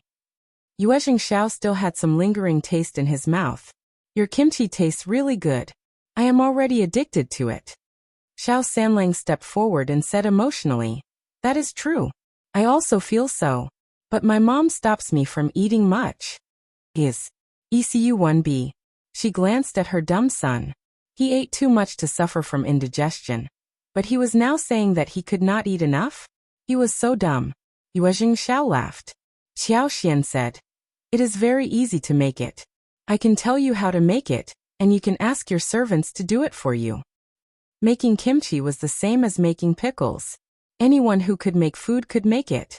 Xiao Xian had not thought about selling it for money, so she could share the recipe easily. Tao Tao and Xiao Xian often made one huge bowl for the family's consumption.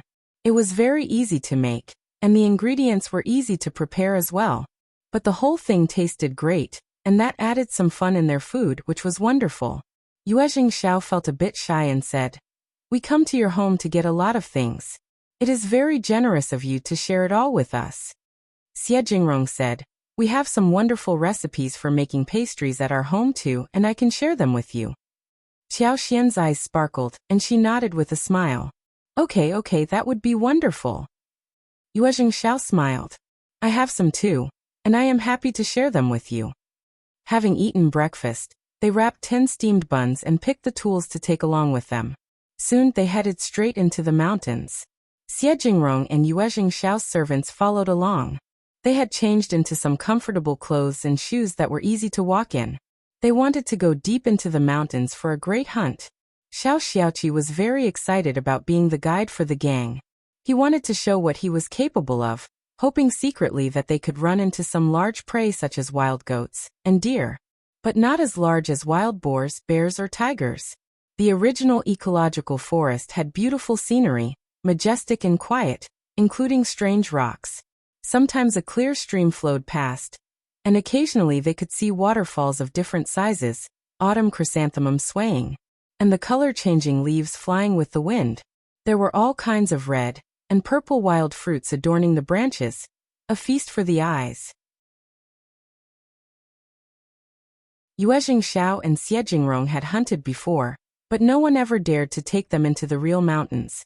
They only went to the foot of the mountains or a shallow cluster to have fun. It was the first time for them to be inside such deep mountains. Even the air they breathed in seemed to be rather different. They were quite amazed by this kind of landscape, and spoke highly of it. Seeing that young Master Xie and young Master Yuezheng, who were born in a noble family, were so interested in this kind of place, Shao Sanlang and Shao Xiaoqi could not help but admire them. They kept telling them about the surroundings, and they were engaged in an animated conversation with each other. Shao Xiaoqi would hunt wild roosters and rabbits when they ran into those animals. Sometimes, he would ask the two young masters to pull the arrow on the right occasion. Yuezheng Xiao did not know how to shoot. He only did that based on his own instinct and unsurprisingly, missed the target all the time.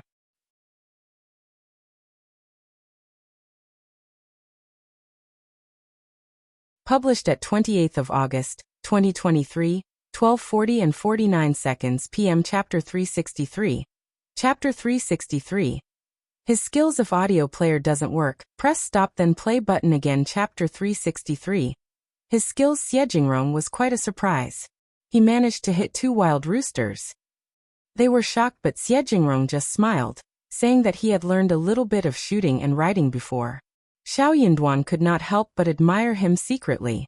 A well-mannered man should have 6 skills, including shooting and riding. Jingrong was really good at shooting and riding after being trained by the Xie family, and he looked elegant when he did it. That was amazing. Both Chushan and Xiedong were delighted. They barely had this kind of fun before, and every time one prey was shot down, they would go to fetch it as if they had hit it themselves. Yuezheng Xiao was not sad even if he failed. They were just here for fun. Apart from hunting, Shao Xiaoqi and Tao Tao even picked some wild fruits to share with them, like wild grapes. They also came across a few peach trees. The red fruit was not much bigger than a duck's egg. It tasted good, crisp and sweet, with a peachy fragrance. So they got a few ripe ones to take them home. Xiao Xian picked some mushrooms, which drew Yuezheng Xiao's curiosity. Half a day passed, and there were no large animals seen, but soon after lunch, they ran into a muntjac. Xiao Zioqi's eyes sparkled. He rubbed his hands in excitement. We are lucky to run into such a large dude. Shu no sound, it is quite cautious. Xiao Zioqi's thick eyebrows were raised, and he looked sharp. He stopped the others from moving, but amongst the shadow of bushes and trees, he moved forward slowly. At the proper distance, he pulled the bow, aimed with one eye shut at the animal's heart and released the arrow directly. It hit right on the animal's heart. The animal let out a scream and then collapsed. It struggled for a while and finally stopped moving. Chushan and Xiedong cheered. He hit it again. The 2 servants rushed to carry the animal back. You are great, Qi. Yuezheng Xiao raised his thumb at Shao Xiaoqi, complimenting him sincerely. Shao Xiaoqi scratched his head and smiled in embarrassment. It's okay. Very good, not just okay. Yuezheng Xiao said with a smile, especially when he was hunting the muntjac a while ago. Xiao Zhaoqi's whole state immediately became different. He was a bit fierce when he was serious, with that posture, that movement, that expression. Those who did not know what was going on would think that he was not hunting, but facing a fierce enemy. When he thought about how he had hunted the roosters and rabbits, he seemed to be just having fun. You can join the army. You will definitely shine there. Right, brother Xia? Xie Jingrong nodded. Yes, Qi, you are totally professional, and if you join the army, you can stand out very easily. Who taught you all of these skills? Shao Yunduan and Xiao Xian exchanged a look and their hearts sank. They did not think that it was not the right time to tell the truth, but they had no idea what else to say. Both of them were quite surprised too that Qi seemed to be an expert. But then who was Hunter Zhao, who taught him these skills? Why did he spend the rest of his life in this village? Xiao Xiaoqi replied casually. It's not a big deal. An experienced hunter taught me these, but he passed away a few years ago.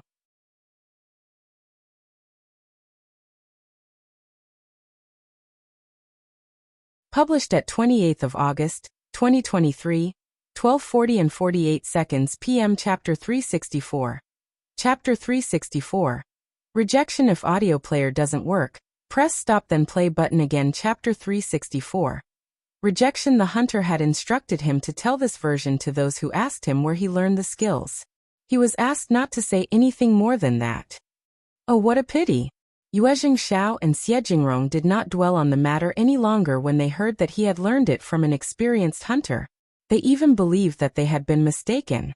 They were not very professional people, and they might have been mistaken about Xiao Xiaoqi. But one thing was for sure. Xiao Xiaoqi would have a promising future if he joined the army. Xiao Yunduan smiled. Qi is still too young to leave home. If we can support ourselves at home, our parents would not let him join the army. Yuezheng Xiao smiled. Yes, that makes sense. Xie Jingrong nodded and added. If you ever change your mind one day, you can tell me about it. The Xie family had no direct contacts in the military, but it was easy for them to help Xiao Xiaoqi. Xiao Yunduan thanked Xie Jingrong sincerely. Thank you so much, brother. You are welcome. With a lot of load on their shoulders, they finally decided to head home. They ran into a patch of wild lilies, so they paused to dig some. Lilies could be first steamed and sun-dried, then dried and put away, to add to soup, porridge, and even in boiled sugar water. They could also be ground into powder and added to cakes. Fresh lilies were delicious whether they were fried or woked with beef. They looked like snowflakes of petals, extremely beautiful. After they went back home, they sorted and processed the goods. The whole family was used to this kind of work, so everything was settled quickly. They had many hunted animals at home, including 12 roosters, 6 wild rabbits as well as some other small birds. Autumn muntjac were extraordinarily plump, and so was this one. The fur was shiny, and the meat was firm and tender at first glance. It weighed about the second and third section of the family were all here to check out the spoils from the mountains, so they had to share some with them. They could not put away the meat because it would get rotten, and the villagers would not spend money in buying these animals unless it was for New Year, even though they were sold at a low price. Ms. Fong gave 2 roosters and 1 rabbit to each section of the family. She even shared 5 to 3 kilograms meat of muntjac with them as well. Ms. Niu did not expect that the 2 young masters were here again. She regretted deeply inside her heart, and kept complaining about Xiao Sanlang and Qi. You went hunting in the mountains? Why didn't you take your second cousin and fourth cousin, as well as Miling with you? They could have contributed to your hunt.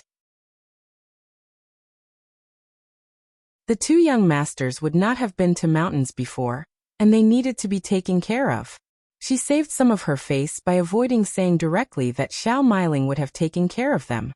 She was trying to flatter Yuezheng Xiao and Xie Jingrong, and her eyes were rolling and glancing at them as she talked. But neither of them spoke to her. Ms. Fong added, they just took a walk around in the mountains. What was the point of bringing so many people alongside? That would only lead to trouble. That is not true. The 2 young masters are from the city, and they are not born like us rural people. They can't stand the pain, right? We could have taken good care of them. Ms. Niu was still staring at the two young masters. But neither of them turned their heads to look at her. Ms. Fong got so annoyed with her embarrassing behavior that she drove her out and said, "It is getting late, second sister-in-law. How about going home to make dinner? The meat is fresh and needs to be cooked well."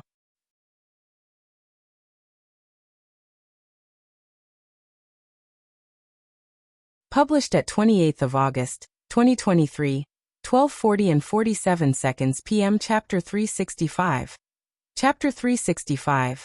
The jelly made of the creeping figs. If audio player doesn't work, press stop then play button again. Chapter 365. The jelly made of the creeping figs. Ms. Niu could not help but feel greedy.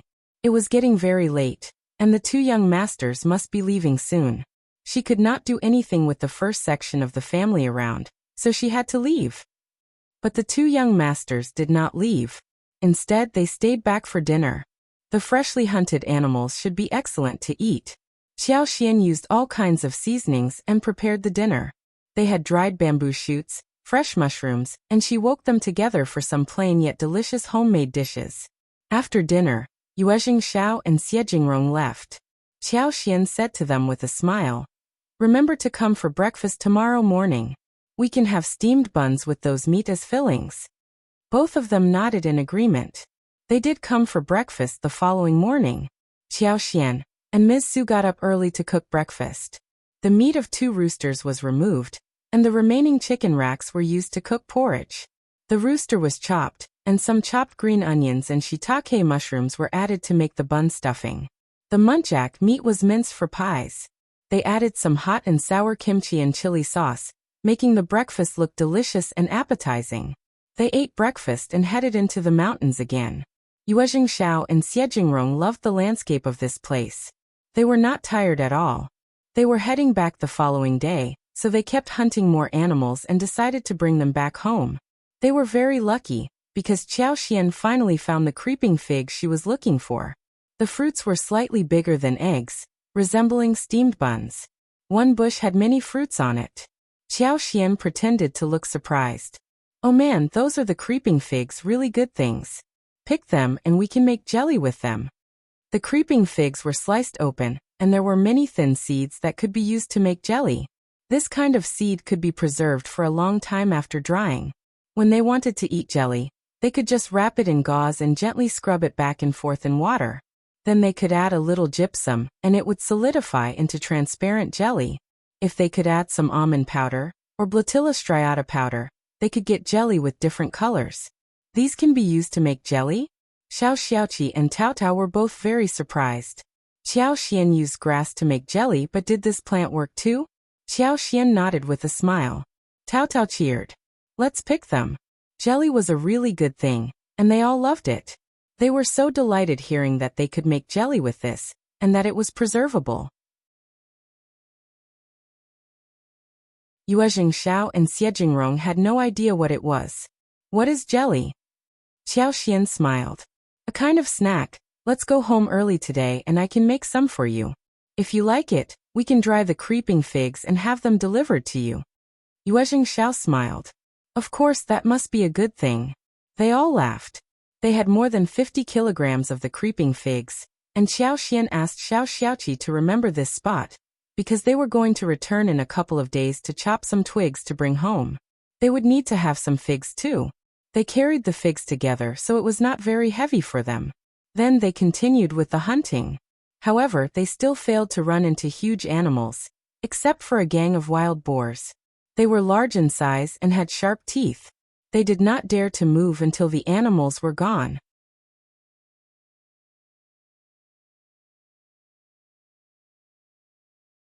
Published at 28th of August, 2023, 12:40 and 46 seconds p.m. Chapter 366.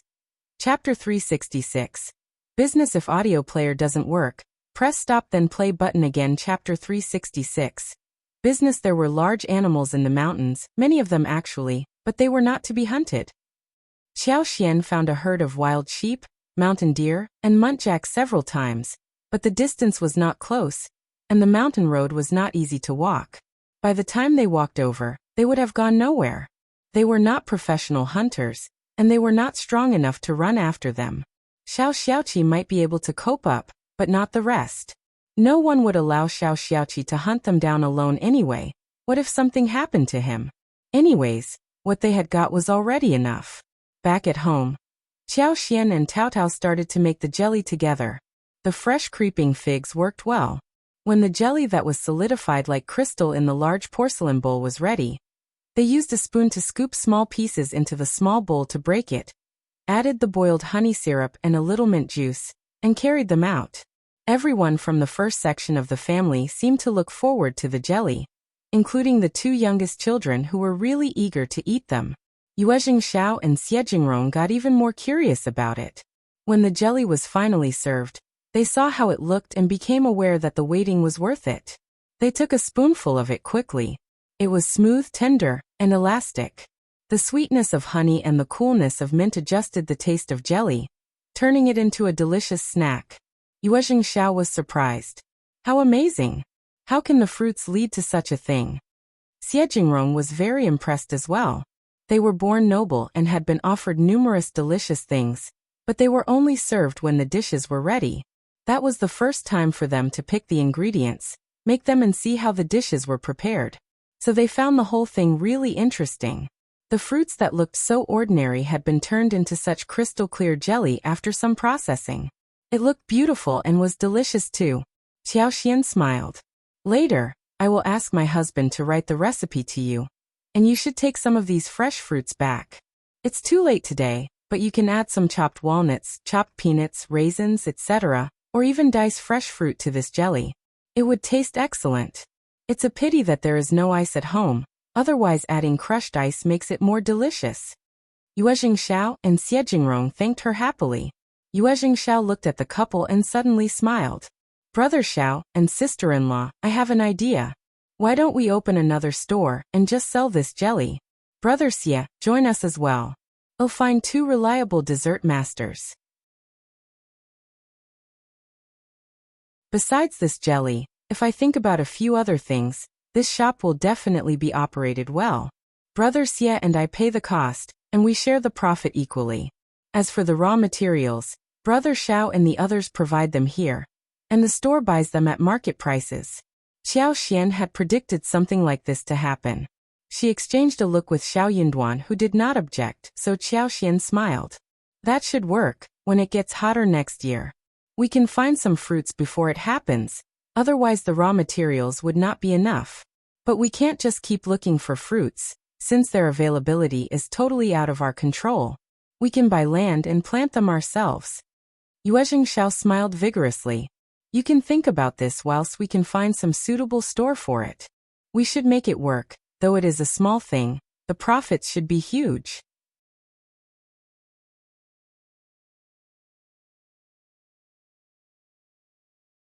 Published at 28th of August, 2023, 12:40 and 45 seconds p.m. Chapter 367. Chapter 367. Not aware if audio player doesn't work. Press stop then play button again. Chapter 367. Not aware then they started to have some discussion about the new venture. In this way, the recipe should not be spread around in Jingrong. Yuezheng Xiao expressed that they would only ask their most trusted servants to do that, not others. Moreover, they would never tell anyone that the creeping figs were the original material used for making the jelly. Xiao Xian was glad because with Yuezheng Xiao's help, she would be able to open the shop soon. All she needed to do henceforth was to lie still and get earnings, instead of being worried about getting set up by competitors. Although she did have the plan of opening a few dessert stores after a few years, she also believed that finding a partner would help a lot. However, one store would not bring in much money. Only a chain of shops would help to bring in a lot of profits. They could serve sugar water, jelly as the main dishes whilst adding some exquisite pastries and snacks. As for how they should do that in detail, they needed to have some more discussions. Xiao Xian did not need to worry about page boys that ran errands, because Yuezheng Xiao and Jingrong would help with that. They could arrange someone to do that, and there would be no obstacles for them. It was definitely much easier to do the business in a partnership than being alone. Yuezheng Xiao and Jingrong stayed back at the first section of the family for dinner. Rabbit meat was fried in oil, the roosters were stewed in water, and a few small grouse were simply marinated and then deep-fried. They were the size of pigeons, and were easy to cook in a pan. The skin was golden and crispy, the meat was tender and juicy.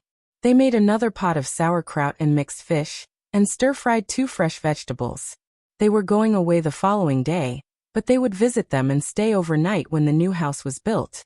Ms. Fong smiled and nodded at the 2 guests in enthusiasm. Xiao Xian and Ms. Fong prepared a lot for them to bring away, including bergamots, roosters, hares, fresh mushrooms, fungus, some fresh fruits. Since they were leaving, the dinner was prepared ahead of time. They were just about to eat dinner when Xiao Liulang and third uncle arrived. Third uncle was feeling a bit displeased. Yinduan, your friends are here. Why not ask your cousin to join you? You just don't know what to do. Xiao Liulang had been studying at the college in town for years, and he could figure out people better than his family did. Judging from Jingrong and Yuezheng Shao's manners, he could tell that they were not in a low position, and that they were not just some rich people or ordinary businessmen. Especially Jingrong, who looked so handsome and well-behaved. He was definitely more than just an elegant man. Xiao Liulang let out a sigh of relief.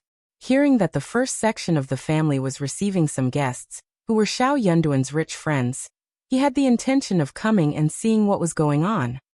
He did not expect his mother to come with him because he knew clearly that his mother would ruin his face. He did not even want Xiaoji to come along, fearing that she would cause trouble as well. Hearing what his father said, Xiao Liulang interrupted with a gentle tone. Dad, don't say such words about your cousin. We are in a good relationship, and his friends are mine too.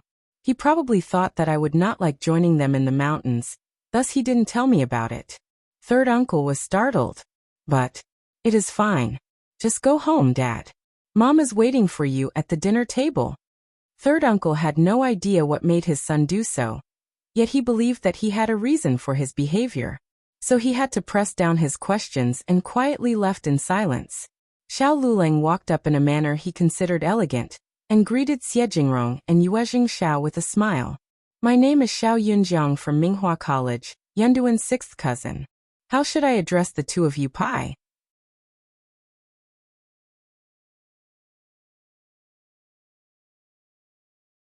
Published at 28th of August, 2023, 12:40 and 45 seconds p.m. Chapter 368. Chapter 368. Forget it if audio player doesn't work, press stop then play button again. Chapter 368. Forget it. Yuezheng Shao almost rolled his eyes. Why should I tell you how I am addressed? Xiao Yunduan felt very helpless. He did not think that his cousin was leaving anytime soon, and he could not drive him away either. Jingrong and Yuezheng Shao could not just reveal their identity, but mentioned their surnames. You can call me Young Master Xia. Me too, I am Young Master Yu. Yuezheng Shao said inwardly that not everyone would be allowed to call him Young Master Xia. It was already an honor. Otherwise, they would not even want to look at this young man. Xiao Liulang did not find the attitude of the 2 of them embarrassing. He smiled and sat down comfortably. Oh, 2 young masters, greetings, welcome to our village, Xiao Yunduan. Anyway, he decided to keep a low profile. The moment third uncle left, Ms. Fong asked Tao Tao to shut the door. Ms. Fong regretted not having closed the door to avoid the trouble. Seeing the flattering smile on Xiao Liulang's face, Ms. Fong could not help but feel furious. Soon the sound of door knocking arose, and instead of opening the door, Tao Tao went to get her mother. Ms. Fong came to open the door with Yang Xiaoni and Tao Tao, seeing that it was Ms. Niu at the doorstep.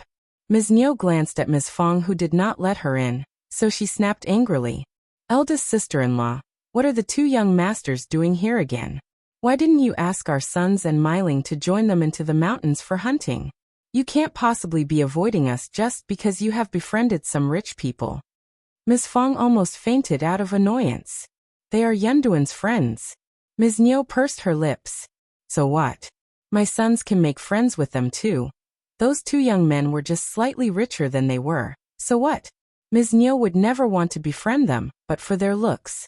Those 2 handsome young masters were just right to become her daughter-in-law.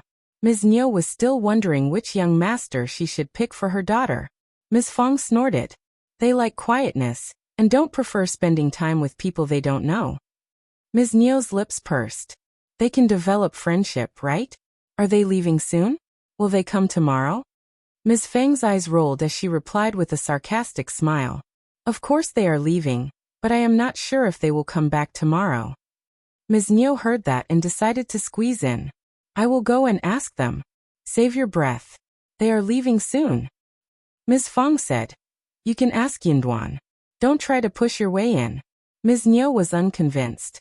Ms. Fang sneered. Those roosters and wild rabbits are not enough for you. Hearing the threat, Ms. Niu was still annoyed but did not dare to counter her. All right, I will come and ask Yinduan later. Fine. Ms. Fang shut the door and kept Ms. Niu outside. Ms. Niu was not convinced, but she did not want to argue with Ms. Fang, so as to leave a bad impression on the guests. She stared at the first section of the family's house and decided to wait until the guests came out. She would step forward then to meet them. Let's see if Ms. Fang would be able to stop her. If Miling could marry a good family, the first section of the family would be honored too, right? What were they trying to hide here anyway? The eldest brother kept talking about how united they were as a family.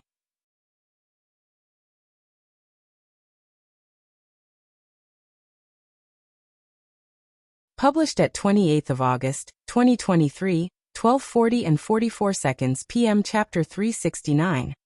Chapter 369. Too annoying if audio player doesn't work. Press stop then play button again. Chapter 369. Too annoying they lived separately and they only cared about themselves. They should not trust him too easily. In the hall room, dishes were served at the table, and Xiao Yunduan, Xiao Sanlang, Xiao Xiaoqi as well as Xiao Liulang were all keeping the guests company. Xiao Dalong and eldest uncle were not yet back. They were not at all shy to talk about everything. Chu Shan and the page boys had been provided food as well. Ms. Fang and Xiao Xian had not yet started to eat, because they were waiting for Xiao Dalong, Ms. Su and eldest uncle to return. Even though Jingrong and Yuezheng Shao ignored Xiao Liulang completely, yet he still behaved as if he were very well-mannered and learned so as to leave a good impression on the two young masters. He did not intend to leave when the dinner was served, especially when he saw the delicious dishes on the table. As the strong scent went into his nose, he could not help but swallow down his saliva. Xiao Liulang did not believe that the first section of the family had made those dishes. He assumed that Jingrong and Yuezheng Xiao had brought the food from some restaurant from the town. That made him feel even more envious. The dishes must have cost a lot because they included meat and were delicious, well-made and filled with rich ingredients.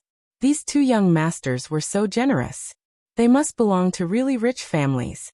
As they were seated, Xiao Sanlang and Qi also took their seats. But Xiao Liulang said, "Third cousin and Qi, you don't read. What is the point of being seated here? You won't understand what we are talking about. You can leave us here instead." Xiao Sanlang rolled his eyes. Leaving them here? Whose home was this? He not only came to their home to show off but even behaved as if he were the master of the family. Xiao Sanlang did not want to be talked down to. Before Xiao Yunduan said a thing, he smiled. "Sixth cousin, this is not right. What about you going back home and asking the third aunt to prepare a table of dishes to treat the two young masters?" Xiao Liulang stiffened and asked with displeasure. "What do you mean?" Jingrong said, "Sanlang and Qi are both very nice." Yuezheng Shao laughed. "Let's just eat. We should leave before it gets too dark." Xiao Yunduan smiled and nodded. "Please." Xiao Liulang was quite displeased but said nothing more. Seeing that everyone started to eat, he could not stand it anymore. He took a piece of meat and bit it, and found that it was delicious. He added half a golden fried grouse, and it was amazing as well. He wished that he could even chew the bones. Xiao Liulang kept reminding himself to remain well-mannered, still he just could not help but reach for the dishes. He enjoyed it so much that he forgot to suck up to Jingrong and Yuezheng Shao. As a result, Xiao Yunduan and Jingrong as well as Yuezheng Shao had a nice chat with each other.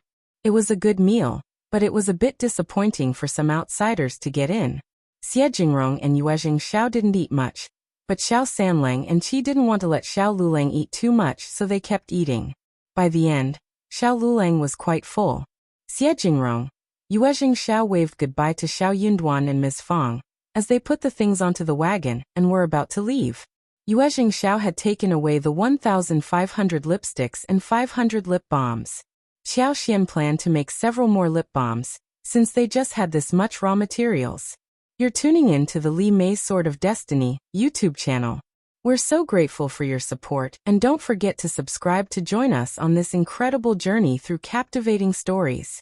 Your generosity through donations truly makes a world of difference, as it's the primary source of revenue that allows me to expand and enhance this channel for you. Thank you from the bottom of my heart for being a part of this adventure.